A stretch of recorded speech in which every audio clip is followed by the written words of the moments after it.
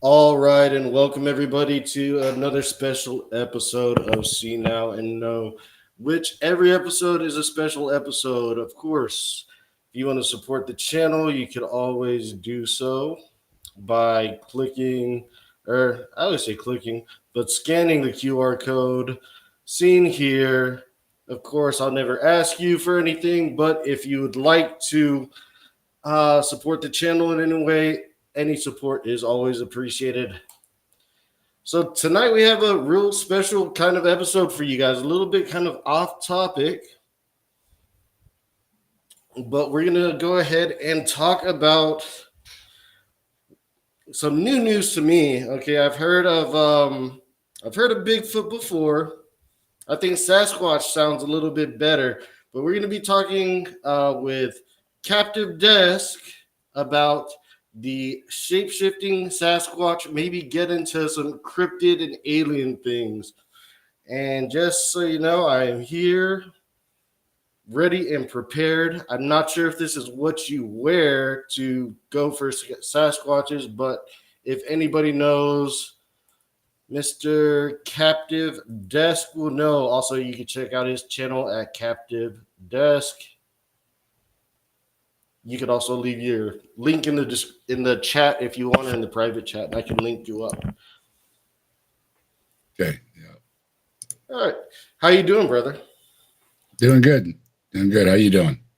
Oh man, I'm ready to get out. I'm ready to have this discussion, so I never have to think about it ever again. So fair enough. Yeah. It may be that I never have to think about it again, or I just may have found myself in a rabbit hole that I never knew existed, because this is a newer rabbit hole, because you've added a whole other layer to the Bigfoot thing that I didn't know. So, if you don't mind, how about the link is in the private chat there for you. All right, let's see.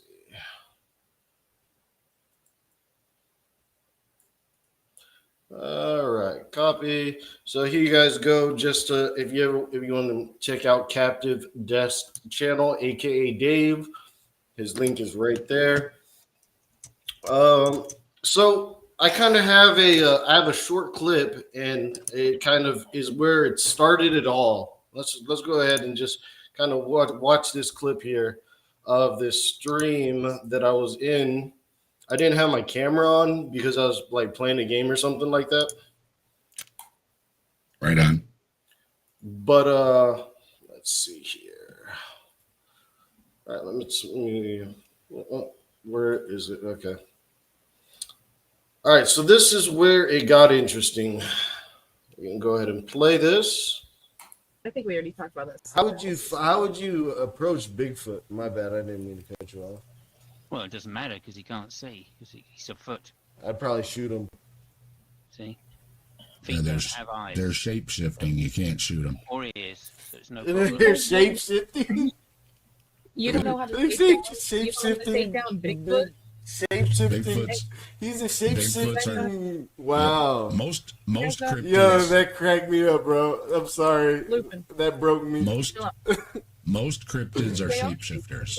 That is hilarious. That goes my plan of getting a very big pair of slippers then. You gotta know these things if you study the cryptids. Yeah, most The of them are weight- shapeshifters. $2 and million. Okay. Okay. So take no offense to that because I was not laughing at you. I was just That was funny. I walked into the room completely unaware. Like Bigfoot, all right, I could handle. Now you have thrown in, which I have never heard of, this shape shifting element here. Can you tell us well, let's talk about what cryptids are for a second, because I'm familiar with what cryptids are. You can correct me if I'm wrong, but cryptids are these kind of like almost like folklore kind of things. Things like Bigfoot, Mothman. Let's go with the Wendigoon kind of thing. The gray, I guess you could call grays maybe in that area. I don't know, aliens in that area. Can you tell us a little Yeah, bit? a little bit. Well, a cryptid is something that's believed to exist but doesn't have any good material evidence. So it borders the supernatural. The supernatural. Okay, so that's what caught my interest because it was like I always thought that Bigfoot would be just like a natural creature. Well, And that's the problem. We don't have material evidence for it, so it stays in the realms of the cryptids. I did point out the other night, though, I was on with Bree, and we were talking about Nessie, the Loch Ness monster, and I said a lot of these lake monsters, there only seems to be one, right? And there's a problem, even if there's something living there, that you have to have a partner to make babies, right? So yeah, the one monster thing is pretty much nailing you down to a supernatural. The one thing with Bigfoots is people see them everywhere. So a breeding population wouldn't be a problem with Bigfoots. But ultimately, all the samples we've gotten are a lot of deer hair and surprisingly a lot of cow hair. And that's something I learned exploring these Bigfoot samples is cows are pretty hairy and they leave hairballs everywhere and people find them and think they're maybe Bigfoot hair. And turns out cows are pretty hairy. So something I learned. I know that cows are hairy, and I know that Bigfoot is hairy. I also know that I am hairy underneath this. I get often get confused as a Bigfoot. You know, if you find me in the kitchen at 3:00 in the morning, I might startle you a little bit. But you know, you say they find this cow hair. How do you differentiate cow hair from Bigfoot hair? We don't have any kind of. Well, they send it in for testing, and you know they can tell by they have samples on file they can compare to. So they have samples on file they can compare to what? To other evidence. You look, yeah. I'm not an expert or anything, but pretty much, you go looking under a microscope at these different hairs, they can tell you. And then if it goes further, if it's fresh enough, I suppose they could do some kind of genetic testing on it or something too. But mostly, though, people that work in the fields, they don't. A lot of them don't even need a microscope. You know what I mean? I mean, they'll look at something and they'll say, that's a deer hair. You know what I mean? Because they work with it all the time. So. Mm-hmm. Okay. A friend of mine that I told about this. Have you guys found like what about like poop, like scat, Bigfoot scat, anything like that? Nothing credible. One of the stories I repeat is from a park ranger who said he worked in the forests all his life, like 30 years. This is an old timer. Mm-hmm. And he said he stepped in every kind of dookie there is, and it was never Bigfoots. So I'll take the word of the guy that stepped in a lot of dookie. Yeah, I mean, walk a mile in his shoes, I guess. That's the thing. See that, and there again. So you have to go to supernatural. You know what I mean? If it's not leaving any hair and it's not leaving any scat or anything, well, you know, kind of getting supernatural, right?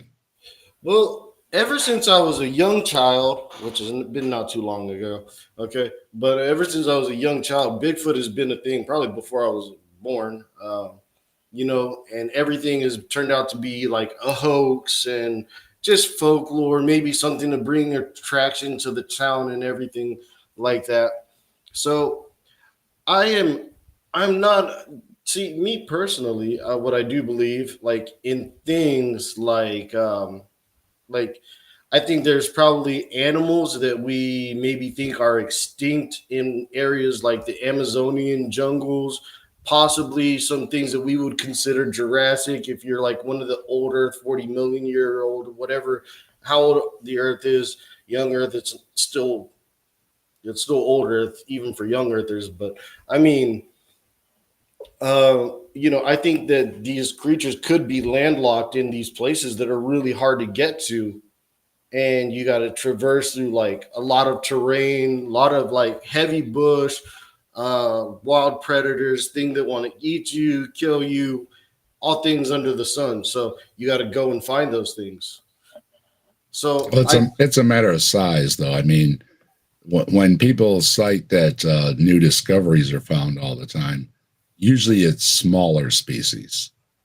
You know, when you're talking about a large, any kind of large animal, and then you have to add on, you know, mom and dad and the kids and the neighbors, and then you want to have other populations, right, to mix genetics around. Otherwise, they're probably going to go extinct. So now you're talking about, you should see a lot of these large animals if they're as large as people say they are. yeah, I mean, I've seen videos of some anacondas that are like, they're huge. Like, I mean, nothing like what we got in Florida. You know, these things could wrap around a school bus like two times over. Like, it's scary. And then I seen, I'm pretty sure maybe you've seen the video. They're like on a canoe. I should have had it pulled up, but they're like on a canoe or, you know, one of these primitive style kind of like boat things. And But they're spotted, though. I mean, they're spotted, though. You know what I mean? And yeah, there's good evidence. You know, some of these things have been captured or killed and yeah. tagged and everything else. So sure, there's some big animals, but those are identified. So the Bigfoot is still kind of in the gray area of identification. Is that what makes it a cryptid, that it's not like identified? Is that a big part of it? That it, like you said, part of it is the folklore, and it seems when you change from place to place, like you go up into the Himalayas, you know, the wild man running around up there becomes the abominable snowman, right? Right. You go to Australia, it becomes the Yahweh. Wow, I never heard of that. Yahweh, something like I'm probably messing up the pronunciation. Is it a snow monster? Well, in Australia, no. Oh, okay. And then I covered the Borrego Sandman, which obviously is Sandman. So the Borrego lives in the desert.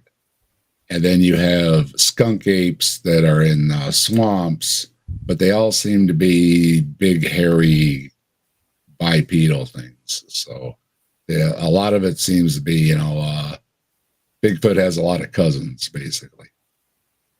A lot of cousins, right? We're still waiting for that big old family reunion. So they come in different sizes, different shapes, different colors, and versions of it you can find on pretty much every continent. So, but we haven't had anybody capture one yet and display it. But we know that there's different. Okay, so yeah, that's a little bit skeptical for me. You know, like I said, I can't disprove that Bigfoot doesn't exist. Exactly. I can't prove that it exists, but I can point to a lot of evidence and say, hey, look, there is. I just lost my train of thought. Well, you can start with eyewitnesses. I mean, a lot of people Oh, claim, that's a lot of exactly people what. claim, yeah, a lot of people claim they see something. So, Right. what did they see? I mean, they swear they saw something. So, was it just a shadow or was it actually an animal? What kind of an animal? You can go down the list from there. But so, yeah, you would have to start with there's a lot of eyewitnesses, and you can look it up. You just Google it. Something like eyewitnesses for the Bigfoot sightings, and they'll pull up a map. Some of them are in real time and stuff, and you can see where people are reporting the sightings. And of course, these are just things that people report. A lot of people are like, "I'm not going to tell anybody I thought I saw Bigfoot," right? So Yeah. but like you said, though, in this country, it's popular. The other day we were talking about, like I said, at Breeze Channel, we're talking about Nessie. Nessie's real popular in Scotland, and it also brings in millions of dollars of revenue every year for the country. Absolutely. People come to look for it, come to visit, buy T-shirts and all that. And, it's not really harm anybody. In the end, I don't want to get into it with anybody's specific beliefs, but some beliefs cause problems in the world, okay? People who believe in cryptids, they're really not bothering anybody. They're not starting any wars or anything. You know what I mean? They're out with their binoculars or their night vision in the woods, hanging around a lake, hanging around a swamp, hoping to get that good picture. And Yeah. we're waiting for a good picture. So I root them on. If they can get a good picture of something, some good evidence, that would be wild. To find, like you said, an unknown species running around. That's always a great discovery. Big find. Yeah. I think it would be even more credible if it was somebody that is not even looking for a cryptid. If you find somebody that's not looking for it, that doesn't have an agenda, like if you're out there looking for Bigfoot and we know that you're looking for Bigfoot, that's going to cause a little bit more skepticism, Right. because that'll lead lead to imagination of just fraud and just making something up. So if it's somebody that is out hunting, like I go hunting, I've been hunting quite a few times. I've seen all different types of scat. I've seen rabbit, deer, raccoon, possum, I don't wolf, everything. Like I've seen a whole bunch of it. Never seen where are the bodies? I mean, we have bones in museums all around the world of all kinds of animals. No bones, no roadkill. No one's, well, some people may claim they clipped one with their car, but you don't have any roadkill, right? Yeah. And again, you have to have a lot of them running around, unless it's supernatural, to make more Bigfoots or whatever the cryptid is. Otherwise, you have to go into a supernatural realm where they just can exist for hundreds and hundreds of years or whatever, Well, perfect segue. Okay, perfect segue into what I wanted to get into was this supernatural element that you added to the Bigfoot thing that I've never heard of. I've never heard of the supernatural thing. I thought it would just be some type of animal. Honestly, I thought, like, and if they would find that would be a huge win for evolution, maybe a huge loss for evolution. That's exactly the problem, though. So without finding things, they have to venture more from looking for scientific evidence to explaining it with supernatural evidence. So why don't you find any bodies, right? Anything else living in the woods, you're going to find a body sooner or later. So you have to get into a supernatural realm where, that the bodies for some reason are picked up and taken, away, or there's some type of interdimensional being so they just kind of, disappear, right? Right. So you have a lot of explanations as to why primarily, we don't have any bodies. We don't have anything material. And so if you leave the material and go to the immaterial, you open up the answers that are, you can go to a lot of different answers that you want to basically make up as to why there's no Bigfoot bodies. And one of them is among what you got a big kick out of. And I was glad you got a kick out of it. Part of my channel, I try to have some fun. I was just like, what the heck? Hey, I try to have some fun on my channel. I throw some jokes, even when I'm, maybe reviewing somebody maybe a little harshly, or I still try to throw a little humor in there, lighten things up a little bit, right? So I was laughing when I saw your short up and you were having a good laugh. So it's all good. It broke me. It broke me for a second. I haven't. It's very hard to make me laugh, and dude, that just like completely broke me, and it made me also think and laugh all at the same time. Not laughing at laughing at you thing. Just the act, just the thought of it, just like what in the world did I just? Oh, there's a lot of fun stories out there. I did one of the Grassman. I do. Specifically for my cryptid type stuff and that, I put them on my Grassman Chronicles, and we had an episode. Grassman Chronicles. What is this? The Grassman Chronicles is my other channel that I specifically do the cryptids on. If you go to the bottom of my page, the link's on the bottom of my page for the Grassman Chronicles. Okay. And we that kind of just it got started because a lot of the Bigfoot talk. So why don't we do a specific show, talking about cryptids and stuff? So that's where it got kind of started. And then I've been putting the stuff onto its own channel, working it over there a little bit. So is it called Grassman because you guys there's some grass that the Grassman channel? Is it because there's paper that you put in paper and roll up? No, I'm in Ohio. Okay, so there's a lot of in Ohio, Bigfoots are known as Grassman. Grassman, okay, never heard of that. So one thing about it, whenever like I was broken at that point, but afterwards I was thinking, so I said basically the conversation started like, if Bigfoot approached you, how would you even approach that situation if you came across a Bigfoot, or God forbid a Bigfoot comes across you? Oh, and I'm gonna let out a little secret here. I'm gonna give you guys a thing. I'm a Christian, so I kind of believe in the biggest supernatural event to ever occur, the death and resurrection of Jesus Christ.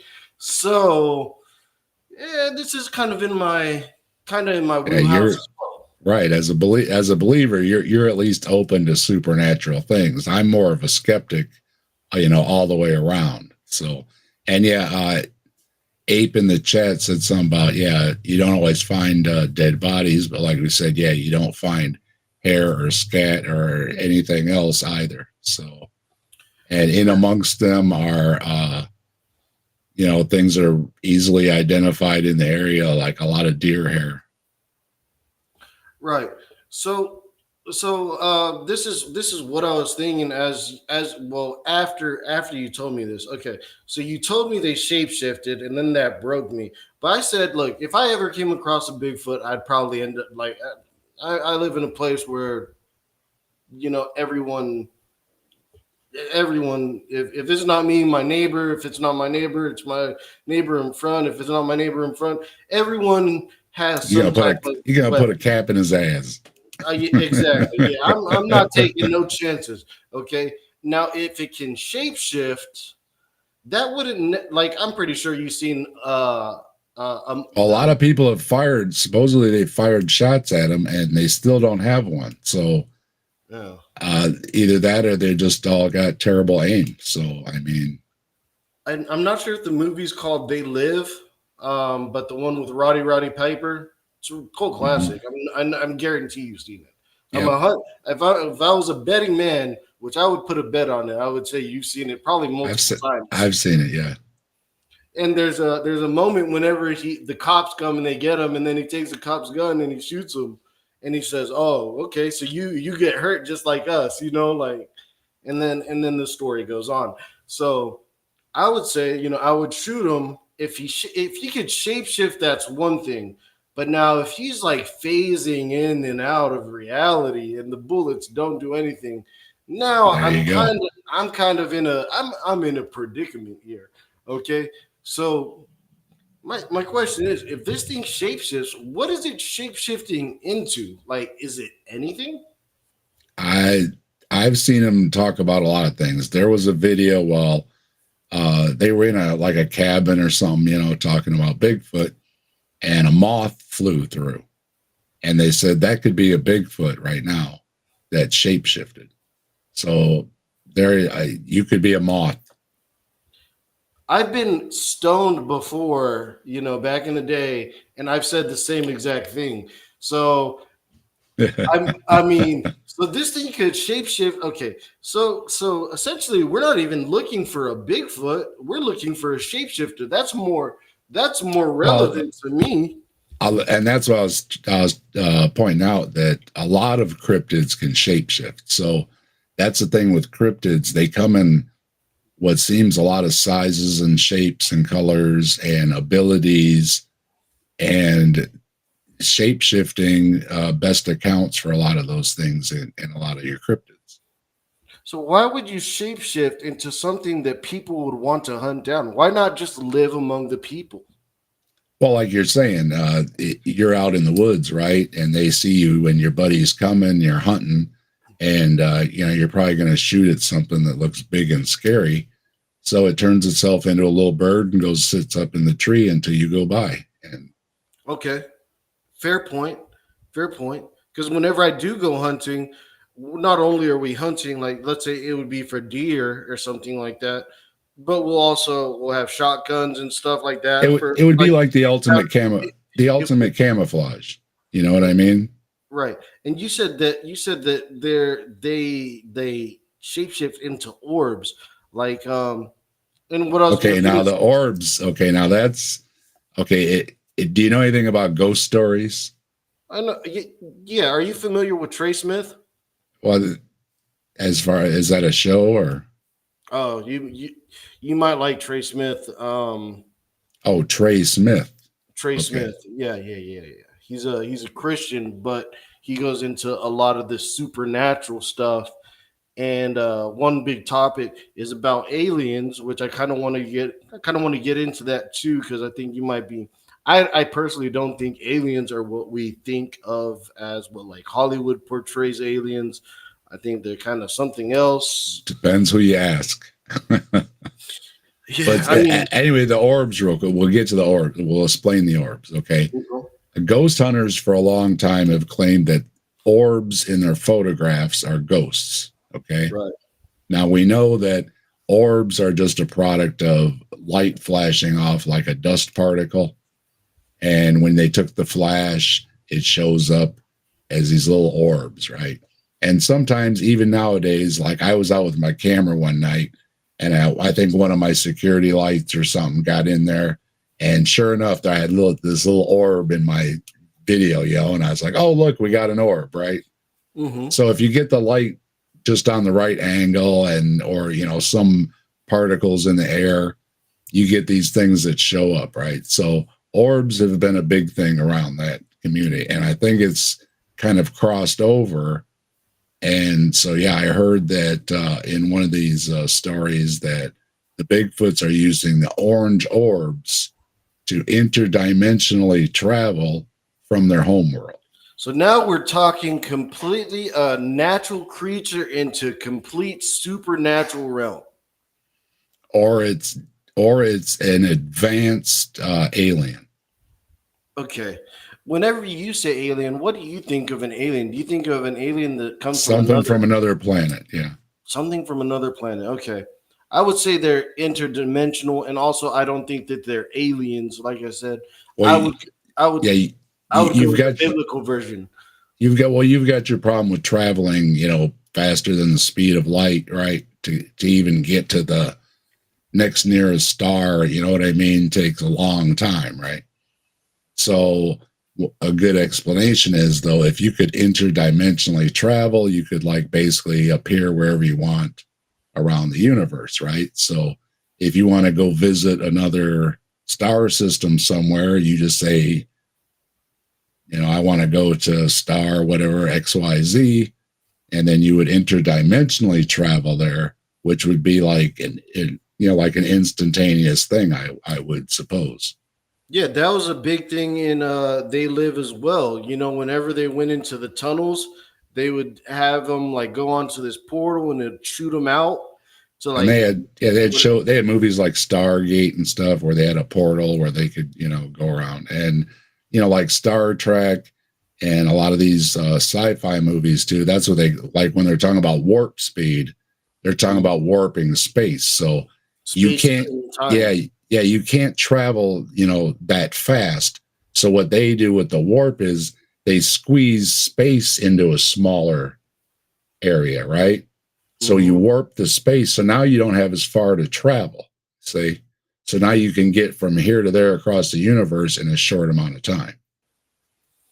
Yeah, there's a lot of theories on how you can bend space, time, and matter. You know, I'm pretty sure you've heard of like the wormhole theory, where you know that's another one. Yeah, you flap it, you poke a hole, and boom, you're on the other side. So all of this stuff is very supernatural. Let me ask you, like, how deep do you get into this kind of stuff? Do you go out and actively like hunt for these things or search for them? No, nothing like that. Because I will totally join you on one of these hunts. I'm a city boy. I've been camping a few times, you know, and that's enough for me, right? Okay, all right. Well, I don't know, man. I'm a hybrid. I live like close to the city, but I also am so tired of this world at sometimes with some of the stuff that I see that I like to separate myself from the world at times. I've done episodes. I've done quite a few episodes with trees from Look at the Trees, and he's down in Southeast Ohio, and he's in a Bigfoot hotspot, and he's actually out in the woods a lot and everything and stuff. And at one point he thought he saw a Bigfoot, but then he changed his mind and figured in the heat of the moment and everything, it was probably a bear. So, but I rely on his firsthand experience, and he shared his story on one of our episodes and everything, that people in that area are probably seeing bears. And what we learned is black bears do not truly hibernate. So you can run into a black bear in the wintertime, and guess what black bears like to build? Big old nests. They look like big old bird nests, right? Dens, yeah. Mm-hmm. So hence the name Grassman, because they found these big grass nests everywhere, even up in trees. They build these giant nests for for a bear, right? Up in the trees and everything. So that's where you get the Grassman in Ohio's, because you got all these nests everywhere. But it turns out it's a bear. And good lesson to know, everybody. You can run into a black bear in winter, so they're not all sleeping. If you're in an area that has bears, always be mindful of the area you're in. All right. Yep, and I don't want to give advice on black bears and brown bears because they're going to call me a racist or something like that. First of all, it's a bear. Don't mess with it. Okay. Also, there are different techniques to like doing. Like you don't want to look at one in the eye and the other one you want to look in the eye and like make yourself as big as possible, you know, and make loud noises. And the other one you don't want to do that, otherwise it'll see you as a big yeah. If you're going somewhere, check with the park or whatever. I'm sure they'll have information on what you should do and if you can have bear spray or not, and all the precautions you should take. And take heed, because as Trees pointed out one time, a bear doesn't kill you. A bear kills you basically by eating you. Okay, slowly. So the bear is going to be chewing on you, and you're going to know it. before you go. That's how you go. Okay, it's not like a big cat or something will take you by the neck and take you out first, right? Right. Not a bear. It don't care that you're screaming and yelling as it's eating your leg and your arm. It doesn't care. It could care less. Yeah. It care less. Don't mess with them. Don't mess with any wildlife. Okay, especially if you're a city person like me, and you don't know what you're doing. You know, you see these people go to Yellowstone and they're trying to pet the bison and stuff, and they're getting head butted, right? It's like, no, these are wild animals. Don't mess with them. Okay. I will agree with you on that. Don't mess with the wild animals if you are not prepared to, especially if you're a city slicker, you know, and just going out for a little adventure. That's why I kind of like, you know, we call them rednecks. I'm in the South, you know, we call them rednecks, and they don't take any offense to them being called redneck. They'd be like, yeah, brother, you know, like somebody called me a Yankee one time, and I was kind of amused. I never really thought of myself as, you know, being a Yankee. Yeah, sometimes in these scenarios, I want to be surrounded by them good old boys at times because I think they're more prepared for these kind of encounters, you know.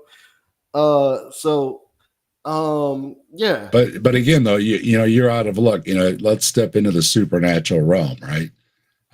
Let's say a vampire steps out, right? Well, you need a wooden stake, right? Or a silver or ultraviolet light. Yeah, you need the, you know, so that gun might not do you any good. You know, you could put, you know, a bunch of holes in them and it would just look at you and smile, because that doesn't do it, right? Yeah. So that's why I was saying you kind of got to know these things, because if you're going to talk about these things, like you said, you kind of know what kills a vampire, right? From reading stories and seeing movies, right?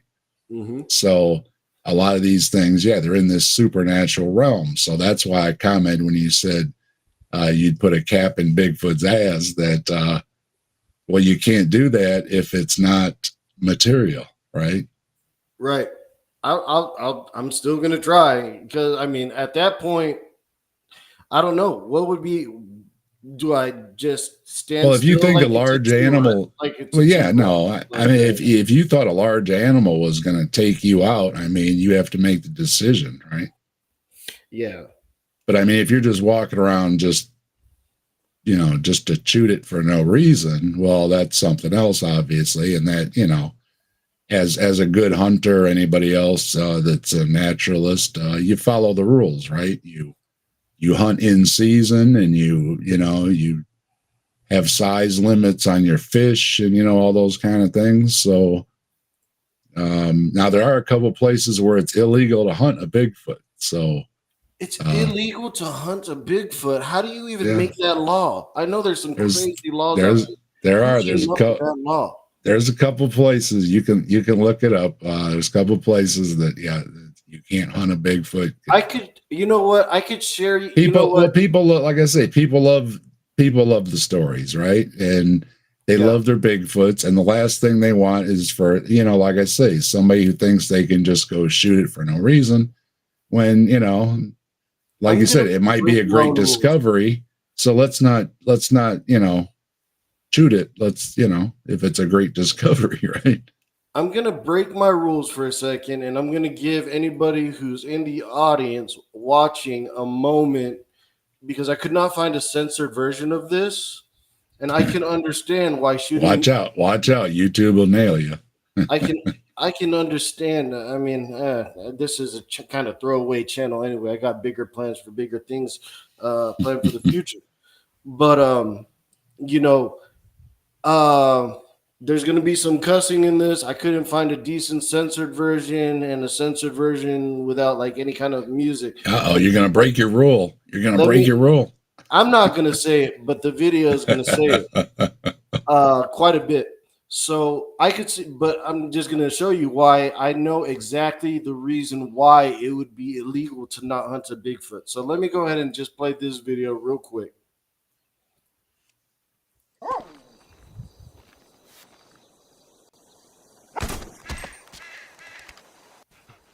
I just did. Shoot me, human. Make it stop. I just shot your ass and stopped. I'm the last of my kind. Yeah, evolution is a bitch. We've Yeah, lived see, there in you these go. woods 1,000 years. Man, wait a second. It's just a fucking mask. Make it stop, human. Man, shut the fuck up with that bullshit. What the fuck is wrong with you? So Is he an alien or what? no, it's Just a person. It's just a dude in a Bigfoot thing, and I could see if somebody is dressed up as a Bigfoot trying to do it, somebody will say, "Hey, there's going to be some people dressed up as Bigfoot." Next thing you know, you don't have a Bigfoot. You don't have a Bigfoot. You have What a do you homicide. What do you dress up in when you go hunting? Are you in orange? Are you in a ghillie suit or Usually, camouflage? Or you got branches all stuck on you? What are you doing? usually camouflage with a orange vest.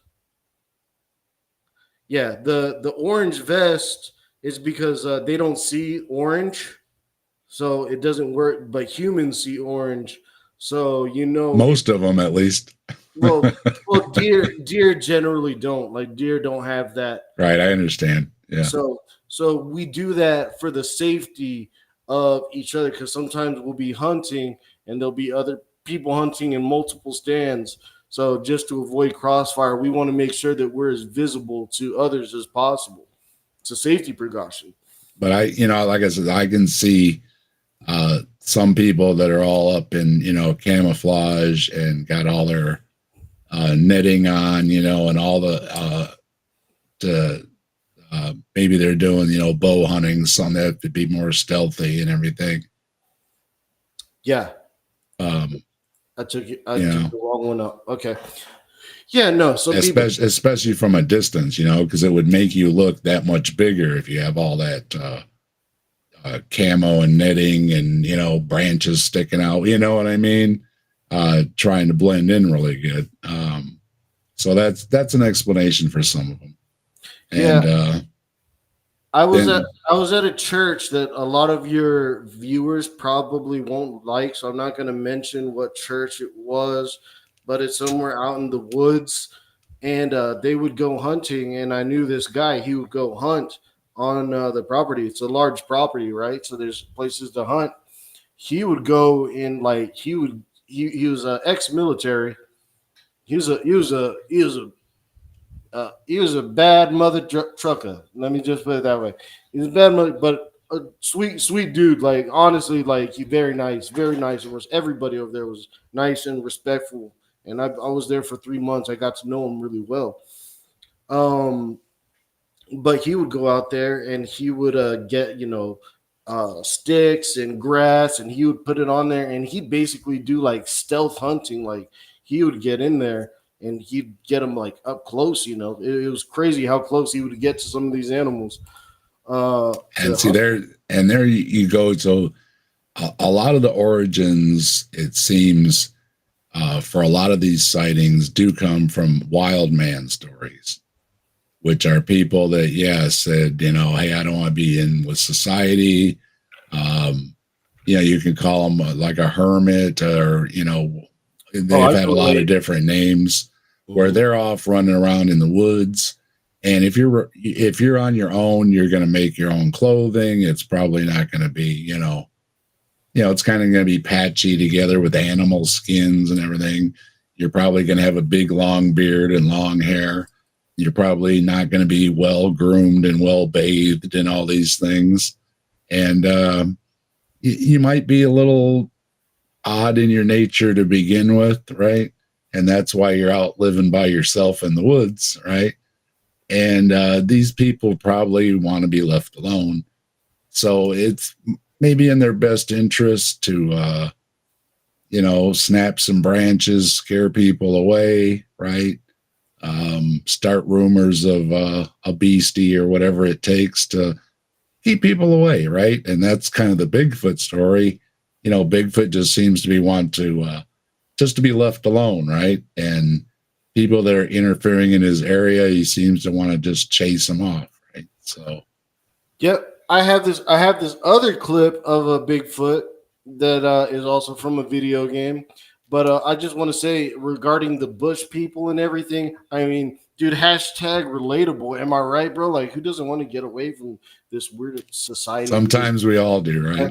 I mean, geez, it's getting rough. Well, You know. look up a picture of a trapper or something like that from back in the day, and I mean, yeah, it looks bigger than life, right? They got all those furs on and everything, and it could make you, especially from a distance, look like a big, huge bipedal bear walking around or a Bigfoot. Yeah, sometimes whenever I don't want to be bothered, I slap some mud on me and just, I like I like to look for an answer, right? Like we said at the very beginning, right? You've got eyewitnesses, right? And you've got eyewitnesses for a lot of things. Okay, couldn't even begin to go down the list of things people have claimed to seen, right? So Right. you have to start there, right? And as you go down the list, that's why a lot of these things end up as cryptids or folklore, whatever you want to call them, because the more we look, and nowadays you've got trail cams everywhere. People have pretty decent phones probably in your pocket compared to just a few years ago when it just wasn't in comparison, right? So you can get some good resolution. You can get some zoom. I think my phone does like about an hour's worth of video, right? So you've got no excuse. And it seems the photographs are just getting worse. Right. Not better. So right there, it seems to be a problem. And one of the red flags I have a problem with is when the shot is centered on some spot somewhere in the middle of nowhere. And right there, dead center in the shot, something goes running past, and it's like, it's a setup, right? It's a red flag for a setup. Yeah. And then the ones that just can't hold still. I mean, what are you doing, right? You notice a lot of these videos are like intentionally shaky, right? And it's like, even just for a second or two, even if you're all excited and worked up and out of breath, you should at least be able to hold it for at least a couple seconds. So there always seems to be a lot of manipulation with the photographs and the videos in a day and age when that shouldn't really be a problem, Right. 100%. And with the better phones, it's image stabilization too. So you really got to try hard to make the video bad. Not only that, like I have apps on my phone where I can see in different lights spectrum, so I don't know if it's just like a filter, but I've used it like it says it has an infrared filter and a night vision type filter, and I would use it and I would look up into the sky and I could see on my phone a whole bunch of stars that I shouldn't be able to see, but I could see it. I'm not sure how. I know it's not like military grade, because I know people in the military too. They said like whenever the first time that they looked up into the night sky using their nods, their infrareds, and their night visions, they said, "Dude, you have no idea like how expansive this universe is. It's like it blows their mind." Yeah, it's magnifying the low light that's there. So yeah, it would bring up things a lot brighter. Right on. Yeah. Let me you know what? I want to take a quick intermission real quick, and I gotta use the restroom. Let me be just frank. So let me take a quick 2-minute intermission, and then we'll be right back, okay? All right.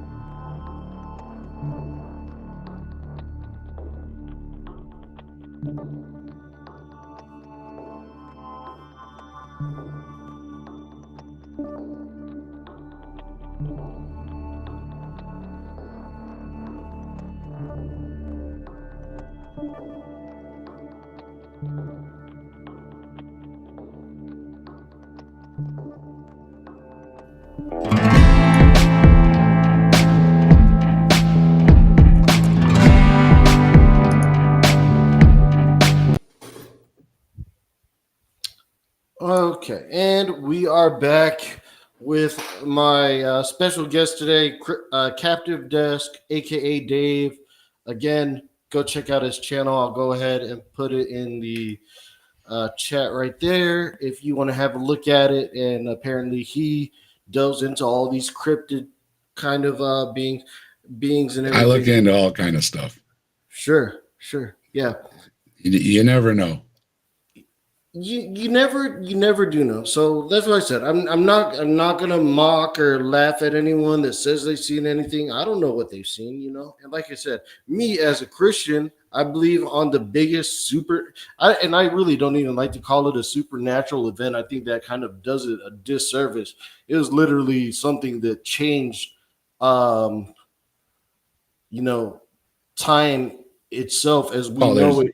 There's other things besides Jesus, though. There's other supernatural things in the Bible too. So, well, right, but the death and resurrection of Jesus is why we live in the Gregorian calendar in this year, right. 2024. We live based off of that event. That's why we're in the year 2024.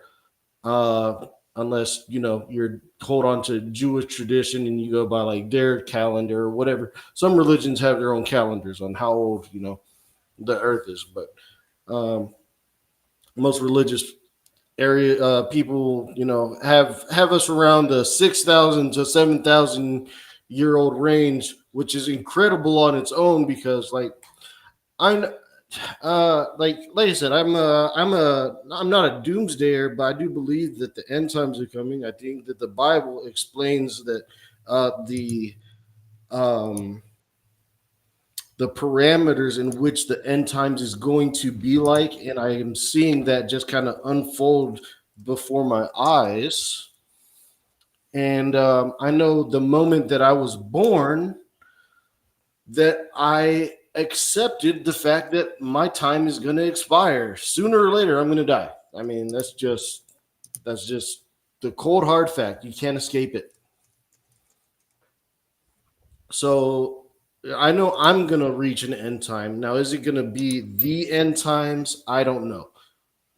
But anyway, so that brought me to another thing. You kind of caught me off guard.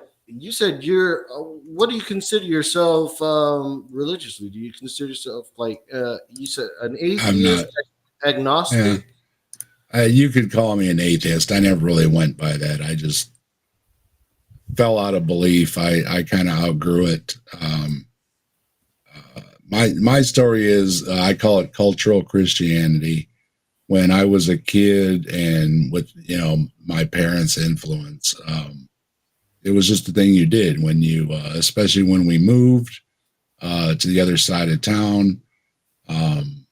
After I was born and stuff, my parents wanted a bigger house or whatever, right? So you found a church in the area, and you kind of adopted the church you liked in the area, right? And when I was a kid, a lot of places were still closed on Sunday mornings because everybody went to church. But my mother was old school. She would say, "You need a place to be married and buried in."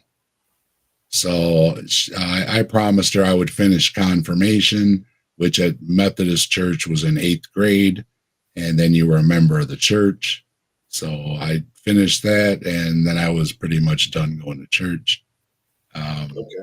I was never really a big believer or anything. Like, I understood things like God and Jesus story and everything, So you understood it because your parents kind of brought you into it, and then you kind of fell out, and then you stayed. I got most of my stuff at church. My parents didn't really talk about religion. We went to church, and it was it was the job of the church to teach you. And that's how I went to Sunday school. Then part of confirmation was you had to do Bible study along with the confirmation.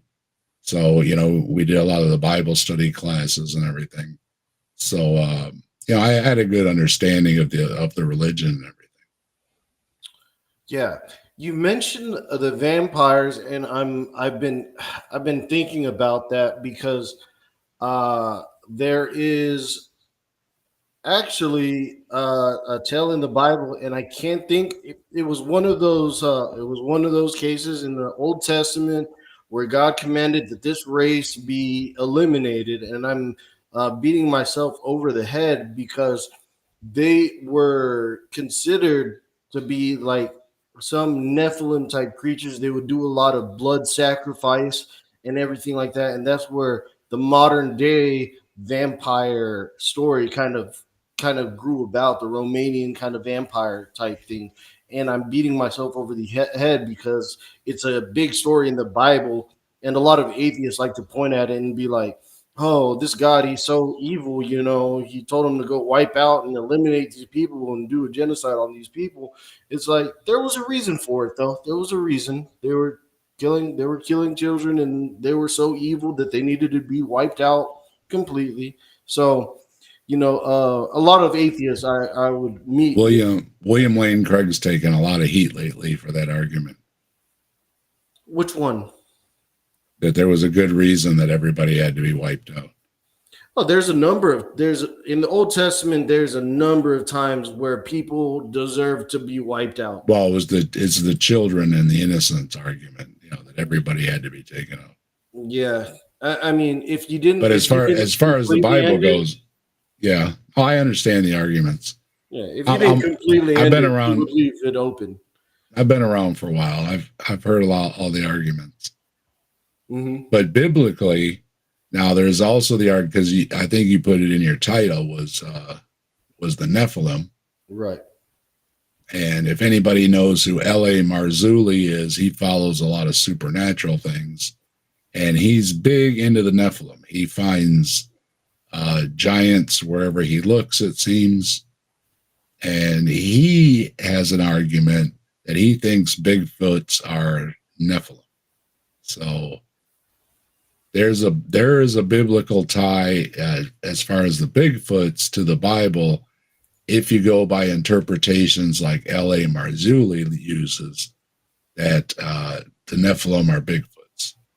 The Amalekites. The Amalekites is who the Amalekites. The Amalekites. Yeah. The Amalekites is where a lot of the modern day vampire things go for. That is one that God kind of said, "Hey, man, these people need to be taken out." And then you can go back with some interdimensional type things, because LA's had a video of some videos of things that look blurry, and they're claiming that like a Bigfoot or a Nephilim was interdimensionally traveling, like through this portal or this bubble or whatever this little blobby thing is in the video. And then you can get back to tying this all in together with interdimensional travel. They're aliens, they're shapeshifters, and they travel either in an orb or some type of a small bubble portal type thing that they go through. That's And not like then it's not like physical or anything. It's kind of like it's all supernatural. you would have to throw it in the supernatural realm. It wouldn't be anything made out of any kind of man-made material.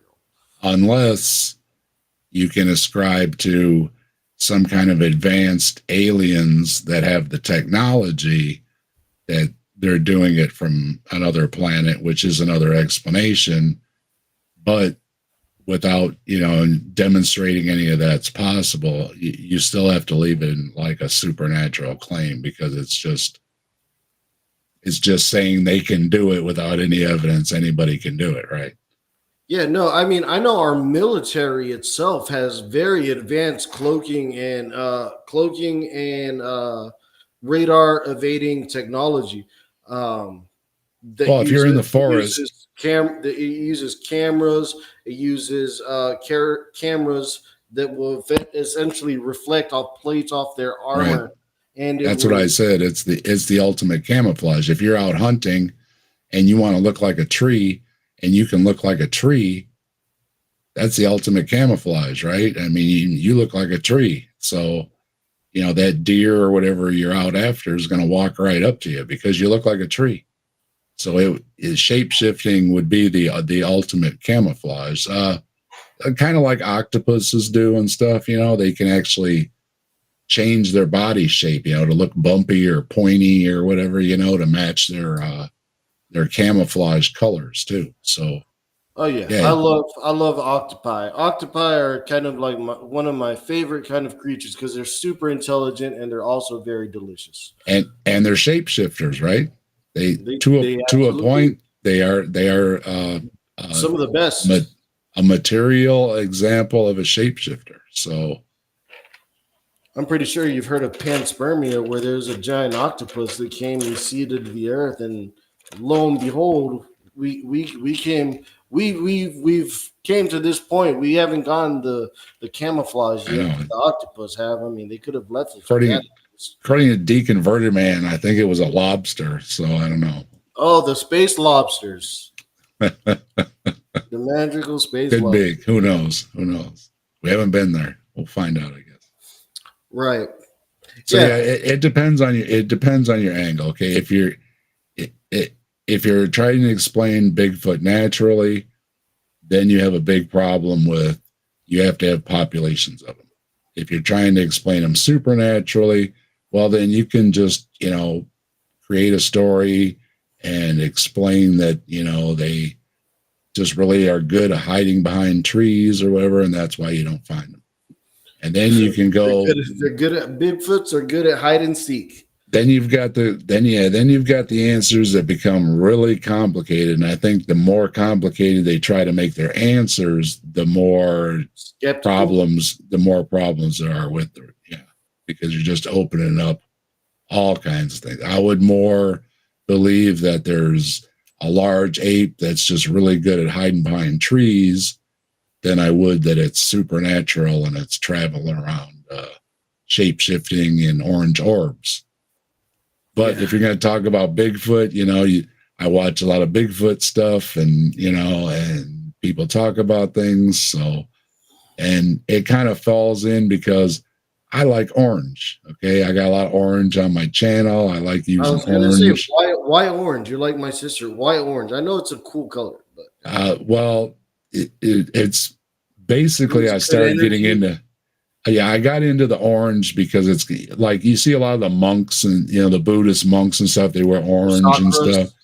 It's kind of like a mellow color, right? So it's supposed to remind me to calm down when I'm having one of those days where I'm showing my Scottish heritage and my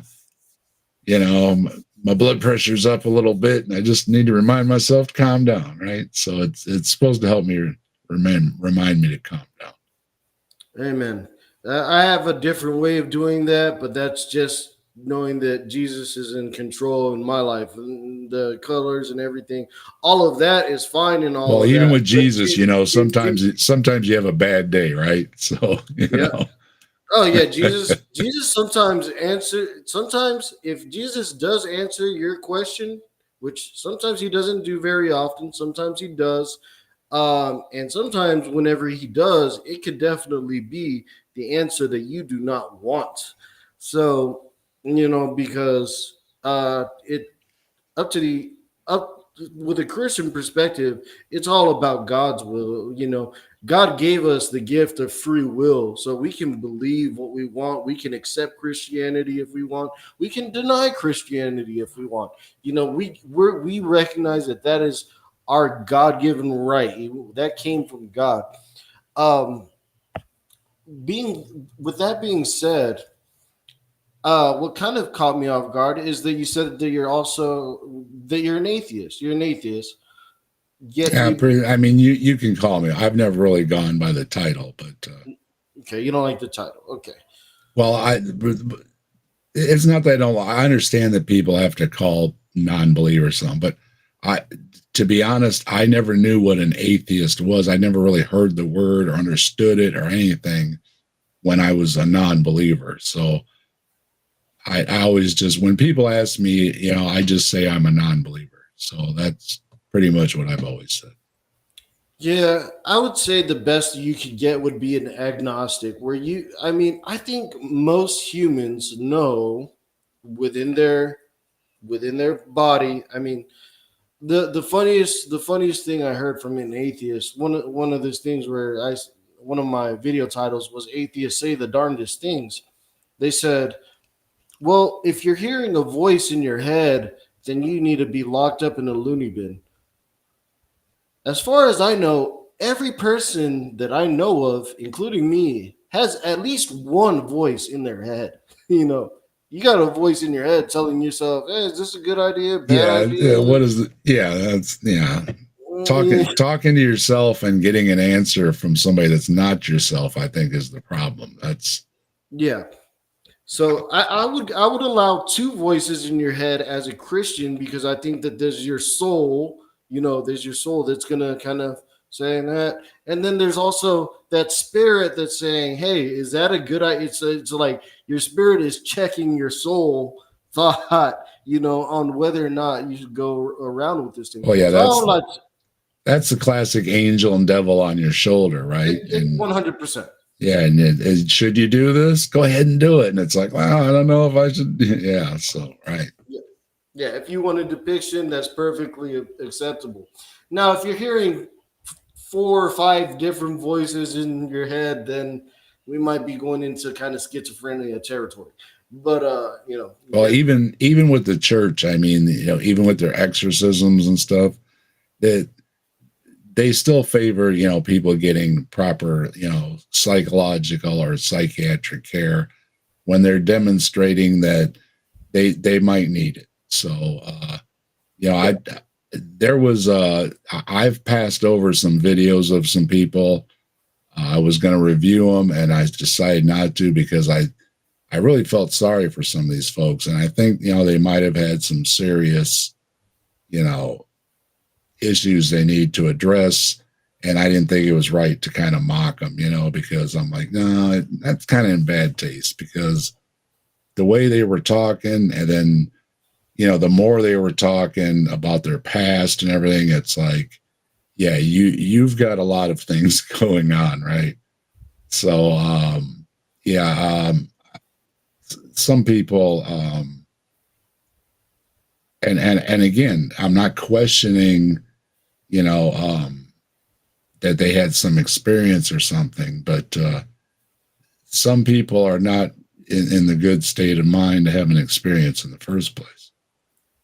So yeah, and I've seen people that exploit that, and I think it's an absolutely horrendous. that's not right. Yeah, And I have I'm a not. problem with like with some of these people who do exorcisms and stuff too. I think they're taking advantage of people, and they should be getting the right help. You know what I mean?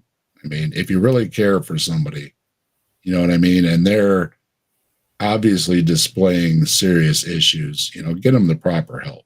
You can pray and everything, go ahead, but get them the proper help. You know what I mean? Well, I think you were maybe in the show today, early in the morning. It was on Missing Mod show where I asked this atheist, "Hey, can I pray for you?" I got him confused, but it turns out that he was dealing with some family members. Oh, That yeah, for Joe. Yeah, yeah, I and saw it. Yeah. yeah, and I asked him if I could pray for him, and I am all for people to get medical help and medical attention. I've also seen cases, I've seen and heard on multiple occasions of where there's some type of divine intervention. It's like I can't explain it. I don't know how to explain it to you, but there's been some divine intervention where people have been healed through prayer. I've seen it personally, and I've seen multiple accounts of it, so I can attest to that. So it's kind of interesting. If you ask some of those people that are in those groups, there was one in particular. He was interrupting I thought it was kind of despicable, but as whether you want to accept it or not, like interrupting the prayer and everything, they think I'm the worst person alive. They think I'm terrible. So, but A everybody's lot, entitled. a lot of people have prayed for me. Yeah. Yeah, everyone's entitled to their own opinion. It really doesn't matter to me, but yeah, I don't know. It was kind of weird to have somebody interrupt a prayer for Well, somebody having dealing with cancer. But that's their own business. But I'm well, let me if I'm terrible, I'm terrible. For praying. well, let me ask you a question on the aliens. And everything. As a believer, do you think there could be intelligent life on another planet, No. just Earth? Yeah. Okay. Yeah. Um. I don't know. We haven't found any. None of the planets are hospitable. And me being a Christian, I would go to the Bible. The Bible specifically points that Earth is a very special place because God created the heaven and then the earth. The earth is like its own kind of unique creation that us humans inhabit. So biblically, there wouldn't be life on other planets. Now, I don't. You said you've been around the block a few times, I'm old. right? Yeah. Sometimes the internet will keep you They're young. planning the 40th high school reunion. So that'll give you an idea of how old I am. Well, you have a good radio voice and you sound very young. If you just turn your camera off, and you'll be good, But You're a little- sorry, you look good for your age anyway. Little coloring in my chin is what I need. Oh yeah, they have things for that now. My hair is doing all right. My hair is pretty dark, but yeah, man, it's like half my chin is gray. It kind of looks, you can't really see it on camera. It looks a little spotty, but that's just because of the gray hairs. Yeah, I think there's some kind of like black magic called like Just for Men, or let me say black or white magic called Just for Men, where you could do that because I don't want people to accuse me of being racist. It'd be like, why you gotta be black? One of my grandfathers, he had color in his hair for a long time, so I'm hopeful. There you go. Yeah, it's crazy with the advancements of technology that we're getting into. Who knows what we're going to be having in the future if we last that long into the future. We're going to see. I would say we're in a kind of troubling point in our life right now. Anybody who pays any attention to the news. Technology is a double-edged sword. There's always a lot of problems that come along with it. So, especially in whose hands it's being held in, right? So. Yeah, and what Hey, about Maya? what Good to see you, Maya. What about whenever it becomes a self-learning artificial intelligence and it no longer needs our input on it? And see, there's arguments too that super intelligence would it make the decision that we are worthy to keep around, or are we not worthy to keep around? So that's another of those double-edged swords, and it can be argued both ways, that they'll see a good reason to keep us around, or that they'll see not a good reason to keep us around. So, and depends how the philosophical argument is made. So The philosophical worldview that you have. That's why I gotta go with Christianity. And I was a bit like you, where I've been raised up in a Christian household. I was raised up in a Christian household, probably more than you were. I'll say more than you were, by the sounds of it. And then I went to my high school 20s, a little bit of my college years, kind of like fell out of it. And then circumstances brought me back into the fold, and I started studying other religions. And Christianity was the only one that made sense to me. Um, it was the only one where you don't have to work your way into heaven. It is a gift that is given to you. You don't choose to become, well, you make the decision to become a Christian. You're not forced into it like some other religions. You're not born into it like some other religions. Um, you don't get it by how much you meditate, pray, give to the church. None of that matters. It is all by the grace. Grace is the biggest thing, and having the faith and the grace. Having the faith allows for the grace. mostly grace without works is dead, though. So I mean, it's not just grace. You're supposed to actually do something. Works without faith are dead works. Yes. Yeah. So but yeah, primarily it's under grace, right? So this gives me a lot of freedom, and it's actually very powerful. Like, knowing the knowledge that I know about grace, I could go out and be a terrible human being. I could be, a murderer, killer, everything like that. But then I would have to question, hey, was I really ever saved in the first place? What convicts me not to go and do that? And there's a set of rules in my scripture, in the word, that tells me how people should do. And some people say, we don't need that book to tell us that and everything. There's so many examples in history where people just, they go on rampages.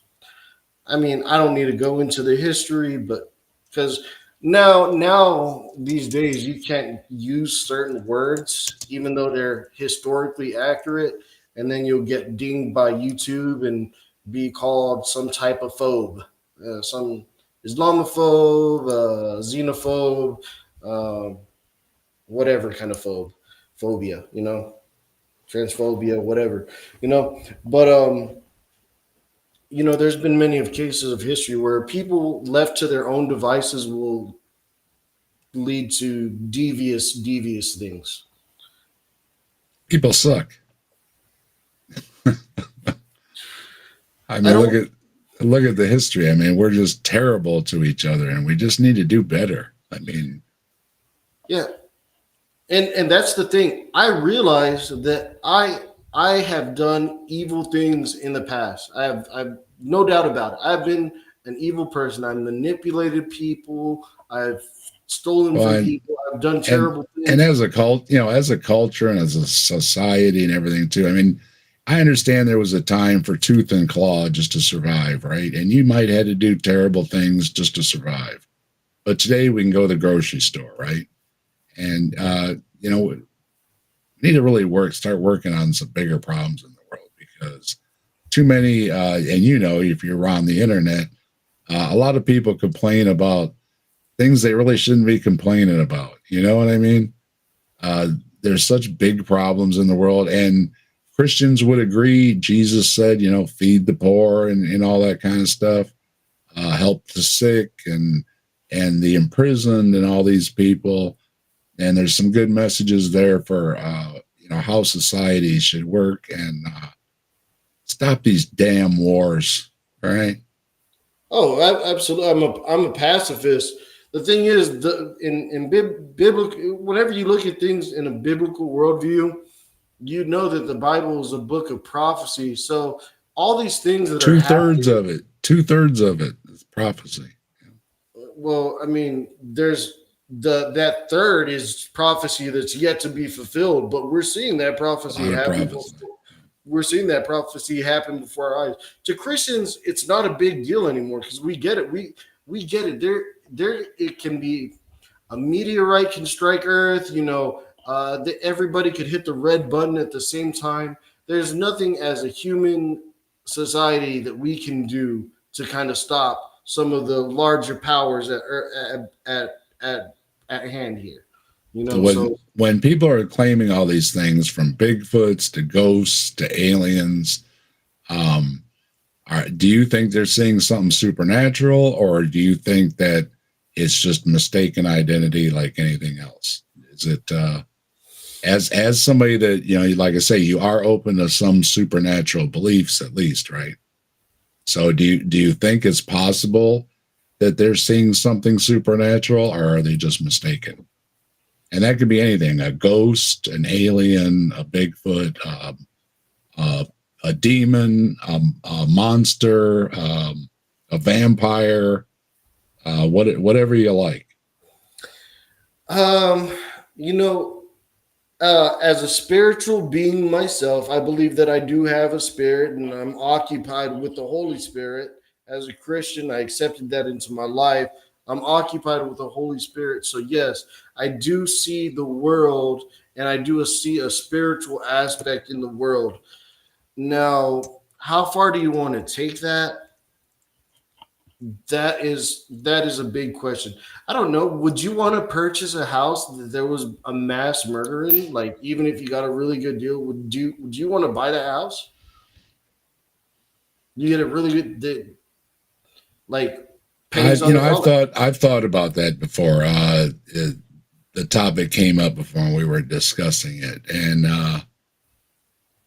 I mean, if I got a good deal, I would have to say that I would buy it. You would have to buy it, and if it was that good of a deal, yeah. Now there is instances though where it's in bad taste. A lot of times, where things have happened, they've torn these places down, and I would have to say, it would be up to the community. You know what I mean? If the community just can't look at the place anymore, I understand if they took it down. But if it was decided that it was just one of those things, and they, they can let it go and move on. Sure, if you got a good deal on it.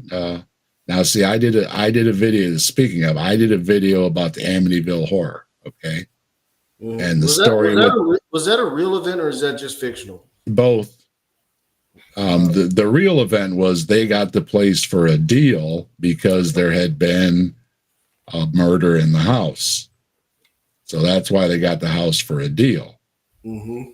They ended up making up a lot of stories to sell a book and make a movie and make money. They later said, well, it didn't really happen, right?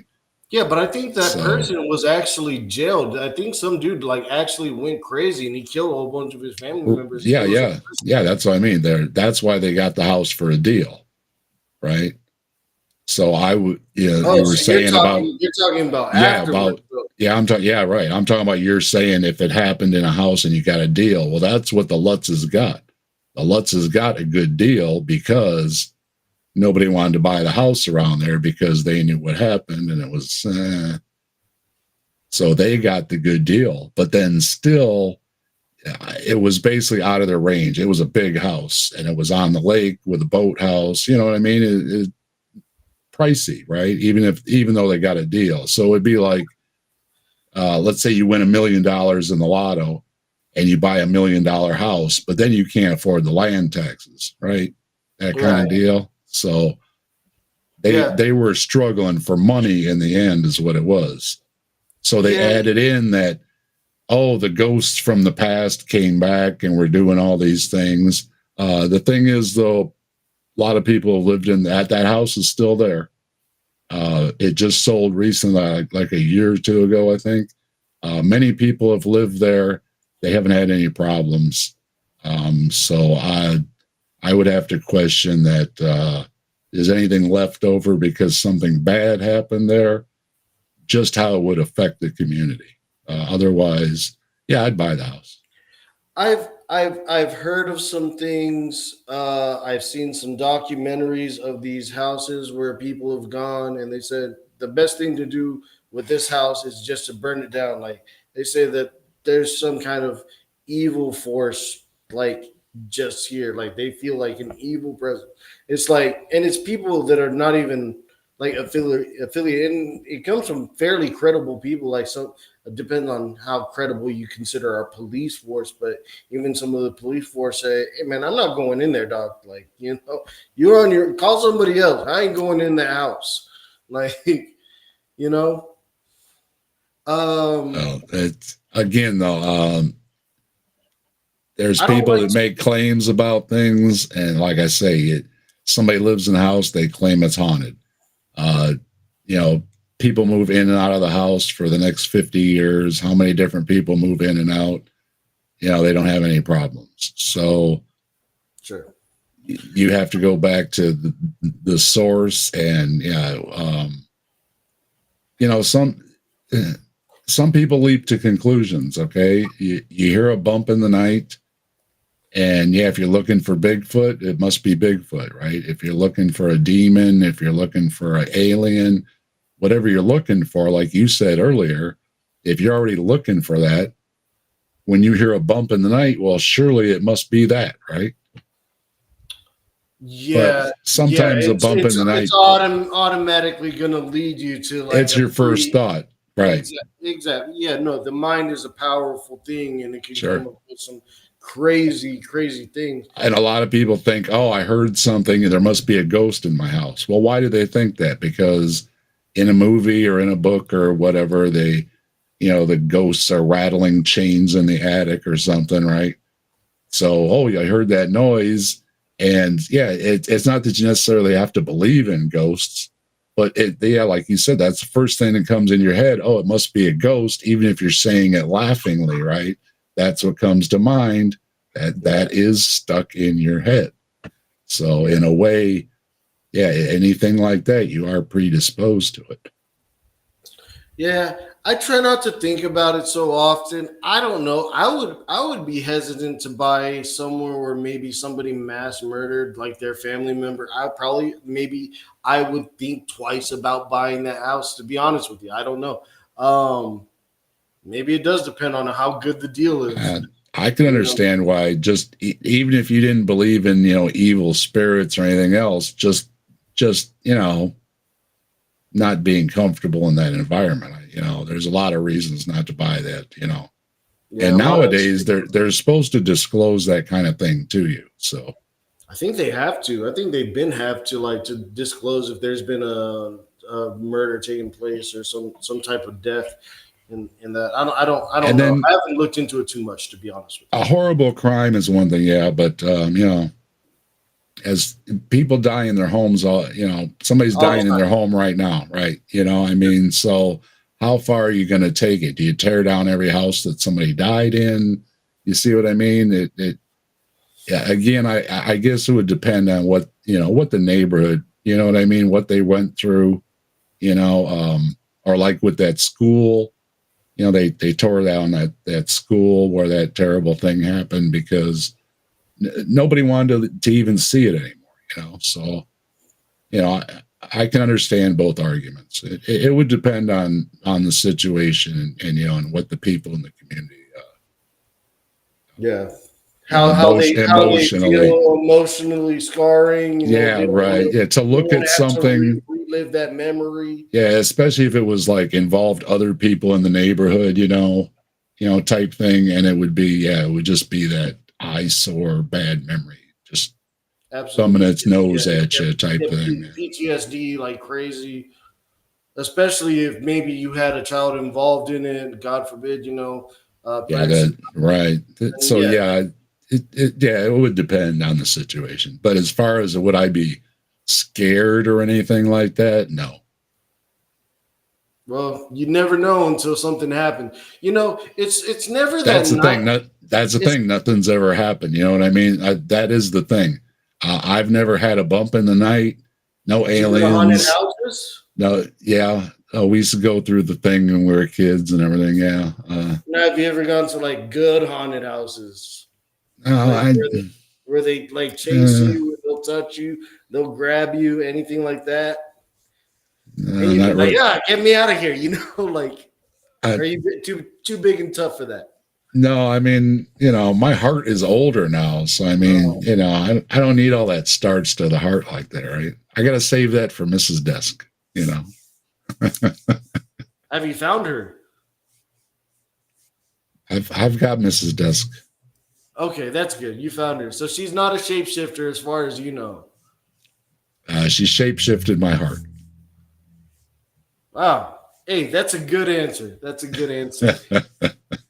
Yeah, I'm happily married. I have been for a long time.